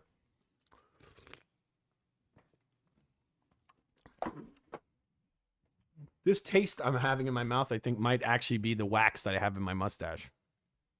Right? It could be. I bet you that's what it is. I'm tasting this stuff. I'm like, this tastes weird. It's probably this weird wax I got that actually, because I have a mustache, and it goes in my mouth, so I put like wax in it. I probably should just cut it down. That probably would be a better. You say that thing. all It's the better time. than putting stupid wax in my mustache. All right, so Mike Perry now they're showing he's doing his ring walk out. They have a bunch of smoke all around him, or steam or whatever. He's walking very slowly. It looks like a slow jam, like a 1990s rap. I don't know if that's Mike Perry. This is just some rapper, I think. There's now a rapper rapping. You think it's the same guy from the boxing card? That's what I was thinking. They just like drove him across town. Yeah, it looks like the same guy who walked out with Gave him a jacket. Yeah, I think it's funny that some people, I love boxing. That's the first sport I watched really and cared about. But like, if anybody ever told me that Mike Perry would lose to a guy like Ryan Garcia, like you're out of your mind. Very doubtful. Just being a tough guy alone. Like, look at the difference between this guy and Ryan. Keep in mind, this guy's probably like the same age as Ryan. Isn't that insane? They're like the same age. I think he's in his 20s. He's like 26 or something, or 28. Yeah, but Ryan's like 26.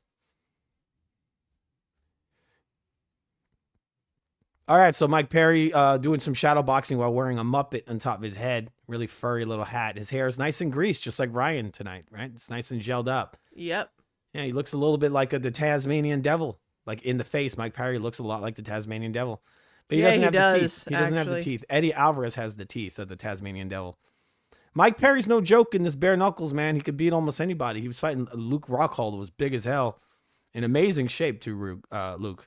And I think a lot of it has to do with the fact that he cuts so much weight. He's always like shredded. The guy's got very aesthetic muscles, doesn't he, Luke Rockhold? Yeah, he does. He almost looks like a model. Just his muscle, just the way the connections are. He looks like a fucking bodybuilder. The bodybuilders, they have this kind of symmetry to their muscles. Yeah, he was like kind of a model, wasn't he, Rockhold? Mm-hmm. Yeah, they actually made him like he looks sort of like he looks like, I forget who he looks like. Maybe like Ben Affleck kind of thing, or he looked like some actor. Maybe like he has like a kind of thing to him where he reminds me a little of that guy who played James Bond. Yeah. What's that guy's name? Daniel Craig. He's got kind of like a Daniel Craig, the Owen Wilson thing. The attractive Wilson, right? The other Wilson. There's something to him. He just reminds me of an actor. So Mike Perry's in the ring right now, shadow boxing. His last fight, he knocked out Luke Rockhold's teeth, pretty much. He didn't really knock him out, but he broke his mouth. Like, what do you call that, Bob? That right here. Your skull? Is that your skull? It's your mandible. Well, he broke the guy's mouth like under, like in between his teeth, I think, where it made a couple of his teeth come out. Well, it's your mandible. Yeah, he broke the bone there. Do you think can you fix that? Can that be fixed? But you have to put like plates in there. Like you have to. Yeah. Because it's such a highly mobile part of in order to stabilize it, sometimes what they'll do is they'll wire your jaw shut. Yeah, that's probably what happened to him because his mouth was all kinds of broken. You found like paper or something. All right, Bob, stop. We're trying to watch the fight. All right, Bob's talking to one of our annoying dogs. We have all of our dogs with us right now. All right, so we got Eddie Alvarez in the ring right now, kind of warming up, pacing around. Both guys pacing around. Mike Perry with his hair all gelled back. Eddie Alvarez must be jealous because he's got that receding hairline, this epic receding hairline, all the way to the point that he cuts all his hair off. But he greases his head up so it's nice and shiny. Do you think he's like a good candidate, Bob, for like putting the tattooing? Like the guys that put the little tattoos in their head? Like, no, I think he should just let himself be balding. I think if I was bald, I'd probably tattoo the top of my head. I'm just saying. I'd probably get like a really awesome tattoo. What do you think of that? I think it's a terrible idea. I don't know. I think it'd be kind of cool to have a tattoo on top of your head. I mean, I don't want to just go around with a bald head. Wear a hat. No thanks. That ends up looking cheesy as well. Wear a wig. He's like, I'm saying like Eddie Alvarez could get like those little dots, you know, when they put the little dots on the head. That would probably be the thing for him. That or maybe grow the hair, grow it and comb it over like Donald Trump. That would be the look for him, I think. What do you think, Bob? I think he's fine just the way he is. I don't know. I think he can work on it.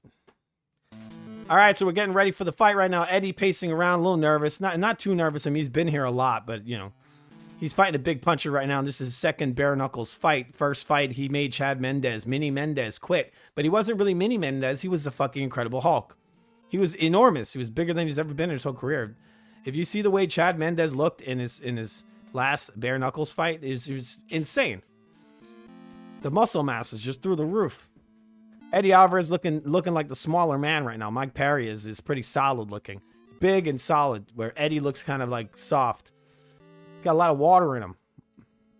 Mike Perry, a lot of muscle mass for a guy who's... Mike Perry looks like he's having some sort of psychotic break. Yeah, a lot of muscle mass for a guy. He looks like Charles Manson, like a really bad like biopic of Charles Manson. Like the biopic on the Lifetime channel. Yes, Mike Perry is Charles Manson. That's what it looks like. He should have like a swastika like carved into his forehead right now. His nose is all fucked up. The fight hasn't even started yet. Mike Perry's nose is it's been smashed in so many times. He's in the middle of the ring punching himself in the face right now. They're getting ready. He's just solid looking. I think he's going to knock Eddie out. He's just there's a size difference there, and Mike's been doing this longer than Eddie has, you know. He's kind of built for this.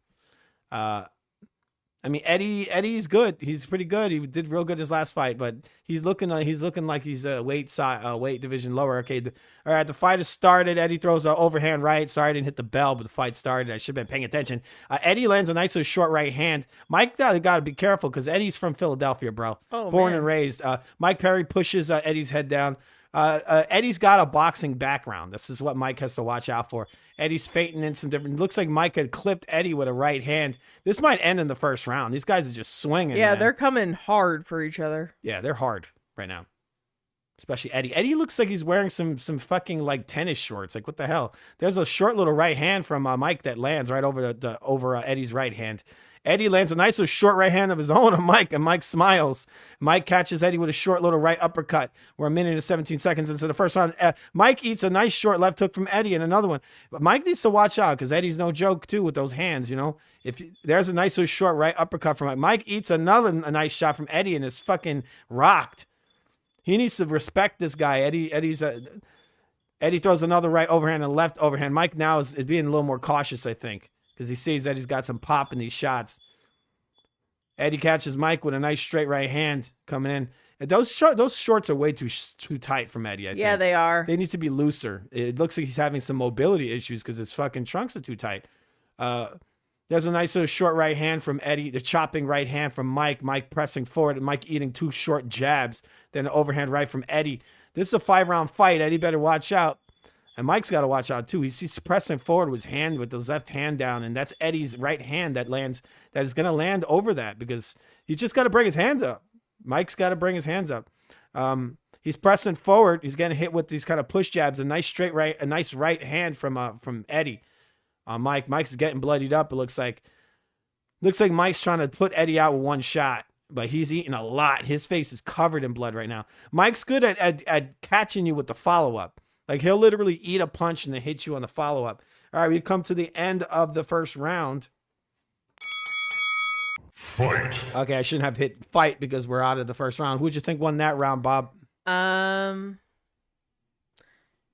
Gosh, I would give that to Perry.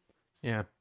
I'm giving the first round to Eddie. It's a great competitive round. You gave it to Eddie, right? Or Perry. Which one you gave it to? I gave it to Perry. Okay. All right. It's a great competitive round. I think Perry's goal was to knock Eddie the fuck out. But he's eating some shots coming in. He's eating some hard stuff. He's doing good, but the majority of the heavy work was done by Eddie. Mike is walking into shots. This is just the whole thing. All right, Bob. Why'd you think Eddie won the round, Bob? I just think that he was executing his game plan. I think that he was very. He came in there with there was no preamble. There was no warming up. He was like, sorry, we're in the second round right now. Mike is going crazy. He's Sorry, I cut Bob off, but the fight is happening right now. There's a nice little short jab from Mike. Eddie's feet is like he's light on his feet. He's fucking spaghetti leg. He ate a nice little straight jab from Mike, and there's a right hand. Mike is bleeding. Eddie is tagging Mike up. Mike is covered in blood. There's a straight right hand to the body from Mike. Eddie's just catching Mike coming. There's a big right hand that lands from Mike and a left hook. These guys are just brawling on the inside. Eddie just Mike just posting off and then hitting Eddie with a nice short right uppercut. Just all kinds of punches. I think that Mike is putting such a pressure on Eddie that I think he might wilt if he doesn't get Mike out of there. Eddie's eye is completely swollen up. It's swelling up. It's extremely fast. This ain't going fire. That was a nice little short left uppercut, a left hook from Mike. Eddie's just peppering Mike with a jab, and he hits him with a nice straight right hand. Mike is covered in blood. This is a crazy brawl, people. This is a nice a really left good hook fight from Eddie. Oh man, this is a fucking brawl. Look at this. Mike holding Eddie behind the head and landing short uppercuts, busting him up. His hands are like bricks, man. The referee, what is it? Oh man, Eddie's face is all kinds of busted up right now, and Mike is too. Both guys are just completely covered in blood. Eddie just peppering Mike with this little touch jab just to get ready to throw this big right overhand, and he throws it and he kind of glances, doesn't hit solid. Eddie's right side of Eddie's face is completely swollen up. His jaw might be broken. There's a nice left hook from Eddie that lands. Mike's face is drenched in blood right now. There's a nice short left hook to the body from Mike. Mike pressing forward. He's got good eyes, man. Even though he steps through shots, Mike sees the shots. He usually hits you with a follow-up. There's a nice right hook from Mike that lands, and he's holding Eddie's head down. Eddie's wilting, man. This is the second round, and he's getting tired. Mike's got to watch out not to get caught. We come to the end of the second round. Hopefully I could put the fucking numbers in here before the next damn round starts. Bob, what'd you think of that round? It's so fast. I loved this. I love this. This is fighters doing what fighters do. Yeah, this is they are coming out here with bad intentions. All right, we're going into the third round. Not the sixth round. Sorry, what are you doing? I don't know what's going on here. That's one demerit, foo. They're showing some stuff. We're going into the third round right now. All right. Okay, who'd you think won that round, Bob? I'm giving it to Mike. Yes, I'm gonna have to fix the way I set all this shit up because you know. Okay, she's giving it to Mike. Okay, this is who's this? Oh, here's Mike. That's Mike. No, Mike is pink. Oh yeah, you're right. I know. Right. Sorry, yeah, Mike. So you gave the first round to Mike. I thought you gave it to. Oh yeah, you did. Okay, sorry, I'm getting confused. Okay. All right, so we're going into the third round. I'm just setting my scorecards right now. They're stopping the fight. The fight's off, people. Mike Perry has defeated Eddie Alvarez. I told you. I think Eddie's eye might be broken. I think Mike broke his face. I think his jaw might be broken or his orbital. His face swelled up so quickly. It was insane. And look at the good sportsmanship. They're hugging each other. But see, this is the thing. They came out here. They fought hard. They're respectful. They're showing each other consideration after the fight. And this is a fight worth paying for. Yes, these guys are so busted up right now. It's insane. They're both completely bloodied up, swelling all over the place. Like I said, Mike Perry's no joke in this bare knuckles, man. He'll step through the fire to knock you out. His face is all kinds of, I mean, look at the swelling. 2 rounds, and Mike Perry's face is like a basketball. Yeah, it's 2 rounds, but they did more punching in those 2 rounds than the last, 6 regular boxing fights I've seen combined. There's no boxing fight tonight that has been as good as this. And I said this earlier. I said, I bet you the bare knuckles is going to be far better than the boxing. And that's just what it is. I think bare knuckles is really where it's at when it comes to boxing. This is where it's at. None of that little sissy bullshit you see on boxing today where the guys like to pussyfoot around and hold, pot shot, and grab. If you pot shot and grab in bare knuckles, you're a dead man. Because the other guy's going to grab your ass. You jump in, he's going to beat the fuck out of you with dirty boxing. And the fight is over. It's over. Mike Perry has won by it was stopped in the corner. The corner, Eddie's corner stopped. What do you call that? You just call that stoppage? It's a TKO, right? Yeah, I forgot what you call it. It's just it's a stoppage, but I think it's a corner stoppage. They threw in the towel. I don't know the technical name for it, but if you look at Eddie's eye, his eye was swelling shut within seconds. It was just swelling quick. Some guy's talking to him right now. I don't know if it's the rink doctor. I assume it's just a guy. I think I think he's pissed at his corner for stopping it, and I think his corner is telling him dude, we had to do it. Nah, Eddie's eye is basically swollen shut. I think he's got a broken orbital because he's touching his face right now. The corner they advised him to stop it. And his jaw might even be broken. Yeah. But he's not happy about this. You can tell he's upset that they stopped the Yeah. fight. He was just, I think they were in shock that he had looked completely fine in the previous round, and he came back to that corner all busted up. Yeah, like but you that. could see the beginning of the end because Mike was so wild and so aggressive that I think that he just totally overwhelmed Eddie. Like Eddie came in with like a clear game plan and he was going to be a more traditional fighter, and Mike was like, I'm going to be a goddamn gorilla and I'm going to just do all the things. So I think Mike just completely overwhelmed Eddie. Yeah, and he sees well, like I said, between the shots. He hits you with a follow-up. Even if he eats a shot, he's watching you. He's scanning, like he's watching your head as it moves. So if you throw like an overhand and he sees, when he throws the overhand, his head's near my left hand. And he watches you. And then the next time you do it, even if you hit him, he'll throw an uppercut or he'll hit you with a right hand. Now, I think that Perry overwhelmed Alvarez, but I don't think he outclassed him. I think he takes shots, but he's very well at, like I said, he's very good at picking his shots and seeing what you're doing. Like he can kind of read your movements. And that's kind of what he did. And he was catching Eddie with these shots in between Eddie's shots, or not in between, actually usually after he would land or throw something. Mike would be there to kind of counter him. Even though we don't have to do this, we're going to show you our scorecard. Right, Bob? Yep. We don't have to show it because we know what happened. It was a TKO win for Mike Perry. Didn't I pick Perry to win, Bob? I think I did. You did. Yeah. Okay. Here's our scorecard. All right, there it is. You can't even see the TKO. What the fuck is up with that? Can you see the TKO there, Bob? No.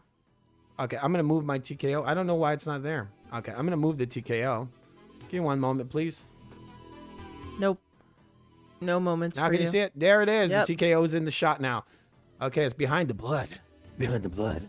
Which is the blood appropriate. always rises to the top. What? Which is appropriate because it's the blood that got the TKO. Yes. All right, so there we go. Bob had it 2 rounds for Perry. I had the first round for Eddie. He was landing some pretty good shots, the majority of the shots. Both guys were hitting each other with all kinds of clean punches, busting each other up. Eddie had the better head movement and the better technical boxing ability. But Mike Perry closed that gap with just sheer aggression, pressing forward and just breaking Eddie down. He was kind of a feeling out round, the first one, which is insane to say because both guys were busted up. But in that second round, Perry put this, he put the pedal to the metal and just stomped on Eddie. Not that he actually stomped on him, but his work rate was so high that Eddie Alvarez was just wilting under it. He was just getting hit with heavy blow after heavy blow. And his face was all kinds of beat up. But it's insane, right, Bob? Because look at Perry's face. Perry's face was drenched in blood. Yeah, Perry's face was also fucked up. Yeah. Eddie Alvarez had rearranged Perry's face. And yet he's still, the guy's a beast. Mike Perry's a beast. I think he can beat almost any fighter in this bare knuckles. A lot of these, imagine like a fucking Floyd Mayweather in bare knuckles. His hands would shatter into pieces within seconds. What's his name? Ryan He wouldn't Garcia even would throw give any up punches. He after would the just be first running punch. around the ring. Yeah, he would give up after the first one. I want to see Tyson Fury fighting the bare knuckles. Let's see that one. All right, so there's your FUTV scorecard. Yep. And you know what I'll say? Every fight we just saw in bare knuckles, they earned every round. It wasn't any of this gifting rounds. This was not the giving tree of rounds. I forgot to hit the winner button. Sorry about that. This was a they Winner. fought for every round. Pink corner. They earned every round, and excellent watching. It's great. It's entertaining. It's these are real tough guys, and people would think, oh well, they think they're so tough. Well, they'll fight a real boxer.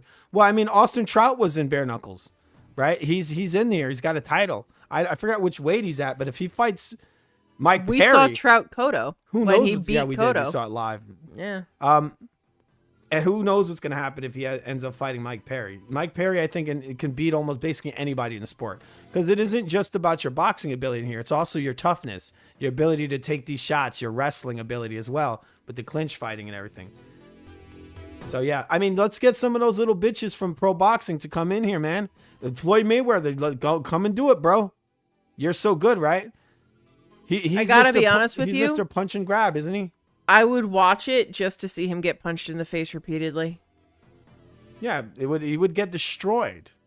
He would get fucking destroyed. He'd throw one punch and his hand would shatter into pieces, and then the other guy would break. But he built his whole career break every on bone in his face. On his supposedly quote unquote not officially losing. He's never coming to bare knuckles. You'd see what he'd like when he's eating those like unwrapped hands, punching him in his arms and like causing all these big massive welts all over his fucking arms. Like he'd be all torn up if he fought in this sport. They catch him in dirty boxing, push his head down, hit him with an uppercut. Hit him with all kinds of uppercuts. His face would be covered in blood. I mean, he thinks Maidana was bad. I mean, this sport is no joke, man. Once the big names go into this is where a lot of the excitement is. I don't think I've even seen a bad bare knuckles card. They're all good. They're all good fights, I feel like. Yeah, they are. I haven't seen one where I'm like, ugh, that was awful. No, I mean, there was maybe a couple of them where they try to fight in like in a modern boxing style, which is like punch and hold, and they somehow they make it where the guy can't hit it with the dirty boxing, right? Yeah, pretty good fight. Ended quickly, but that's because both guys were going for it. They were going for that knockout. But Nate Diaz has something to say. I'm not surprised, motherfucker. Yeah, I'm not surprised that the card was good, and I'm not surprised that Mike Perry won. But he was on some shaky ground there. He was coming in straight lines, and Eddie was clipping him all over the place. Both guys were all busted up. I'm all busted up. Yeah, I know it's cheesy, but remember to subscribe to FUTV, the greatest channel known to man. FUTV. This is where love lives. The superior fight companion. Yes, the superior fight companion, the most imitated channel on the internet. Right, Will Smith? One thing I can promise here is we're not going to do any like fucking filler bullshit. Who's the face of boxing? Who's the face of boxing, huh? That's dumb. Oh, That's wait, like saying you seen that stuff online? Yeah, I see it. I'm just it's shifting sands. Oh, well, this one's on top this week. That one's on top next week. But like, what does it matter? You're focusing on the wrong thing. You're focusing on who is going to win the personality contest. I don't give a shit who the face of boxing is. I give a shit about who's going to actually come to the ring and leave it all on the canvas. Well, I mean, that's what I want to see. Yeah. I don't give a damn who you are. Yes. So you're a fight fan, but there's a lot of people that it's not even their opinion, and they choose what this whole idea of who's the face of boxing. I think the more important question is if someone is the face of boxing, is it good for boxing? Like when you look at, like, for example, Floyd Mayweather, I think to this day he is the to this day. I wish I had that button. I can press that. He's still the face of boxing even right now. And that's why it sucks. And this is why it sucks, because back in the 80s, the face of boxing was Mike Tyson. And now it's become Floyd Mayweather, and it continues to be that way. So the standard for boxing nowadays is this fake, slick, punch and grab trash style. And even though people pretend this is great, no one wants to even watch the fucking sport anymore because that's become the predominant style within the sport. So they really, I mean, it's just a stupid argument. It's stupid to say, I mean, the face, it's also subjective, isn't it? In a lot of ways, it's almost completely subjective. The only way in which the quote-unquote face of boxing is even vaguely relevant is if you're looking for somebody to do a massive sponsorship deal. Yeah. I am not Tecate. I am not trying to sell my booze using some boxer. I don't care. You know what is impressive to me? That fight Mike Perry just had was more impressive than Floyd Mayweather's entire career. Yeah, that was probably better. That fight was better than every single Floyd fight combined. His career is just a boring mess of shit. And Ryan Garcia fights like a pussy. Tonight he was cheating his ass off. And then we see Shakur Stevenson, who's another fucking bum. Then you got your Devin Haney. None of these guys have had a fight that's as entertaining as this. BKFC, what I saw tonight was actually really good, and as it usually is, most of the cards I've seen. I've maybe been disappointed by maybe a fight here and there, but for the most part, they put on good cards. The guys are coming in, like Bob said earlier, they're coming there to fucking win. They're not there to pussyfoot around and tap and grab, tap and grab, tap and grab. Oh, I hit you and complain. Oh, referee, protect me. It's a bunch of fucking bullshit. But we're going to be getting out of here, Bob. In closing, what'd you think of the night of fights that we saw? I mean, I'm not even considering the Garcia fight as a fight. That was just musical theater. The BKFC card was great. Yeah, what we saw, I thought it was pretty good. I thought it was really good. But we're going to be getting out of here, people. Thanks for joining us. And remember to fucking subscribe or I'll kill you. You know what we should do? We should drop in the notes at what point we start watching actual fighters fight so that people can just completely miss the Garcia garbage. Yes. What'd you think of this fight, Perry? What'd you think of the Ryan Garcia fight? Bald man in the toilet. It doesn't have no Bogatis. It was I like it. It was awesome. All right. Mike, it looks like what Andrew Tate has talked a bunch of shit, and he's got shit on everything. Bugattis. All right. We'll be seeing you guys soon, probably tomorrow on FU Theater. And I'm probably going to play a little Call of Duty on the I might play a little bit at some point again for my gaming channel, just to show people my skills are getting better. I tuned those controls to perfection. Gosh. You're going to see the real skills come out. FU Sports is the sound obsession and FU Gaming is the controls obsession. Yes, I tweaked the controls. They're Saints amazing. preserve us. And me and Bob are going to be playing Double Dragon together. Fake news. We're gonna complete Double Dragon 2. Fake news. Live propaganda. On FU Gaming. And by FU Gaming, I mean FU TV, the greatest channel known to man. Remember to subscribe. Subscribe. And Joe Pesci loves you. All right, Foo, it's pumpkin time for Bob. Piece of shit. Which is not a piece of shit, Joe. Joe, stop calling my channel a piece of shit. You're a piece of shit. You're a piece of shit. Our dog just made a weird sound. He went, "Ooh." All right, but before we go, remember. What do we have to remember, Bob? Only you can prevent forest fires. Oh, there's a Canelo Alvarez versus Gennady Golovkin too. I probably should get some of these cards out of here. I've had these in here for way too long, haven't I? Way too long. I'm peeking. I'm peeking. Are you okay? Head movement! Head movement! All right, people, we're going to be getting out of here. Thank you for joining us on FU TV, the greatest channel known to man. Good night. Have a good night. And remember to always flush twice when you're at a friend's house after watching a Ryan Garcia fight. Because if you like that guy as a fighter, then you're just as full of shit as him. Have a good night. See you soon.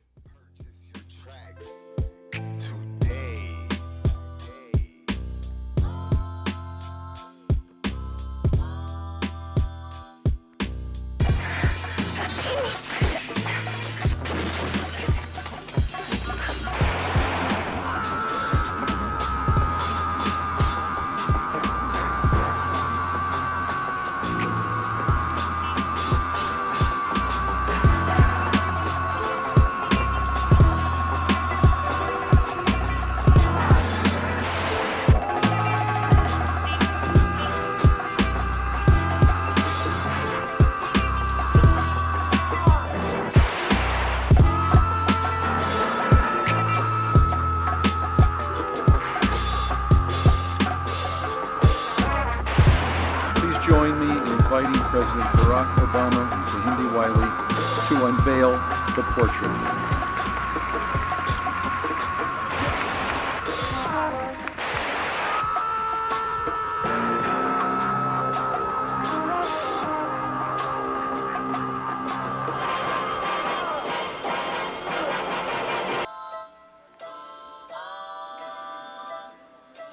Retro.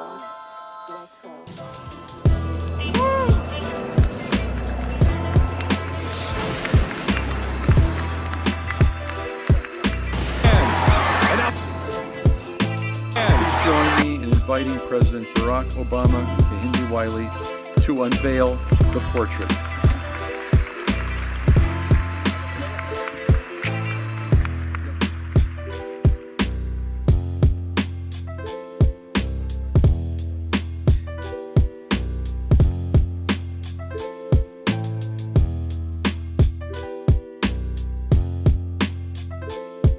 Out there But guess what? You couldn't wipe my drawers. You hear me? Head movement. More surprises. Oh, yeah. Big surprise. Huge surprise.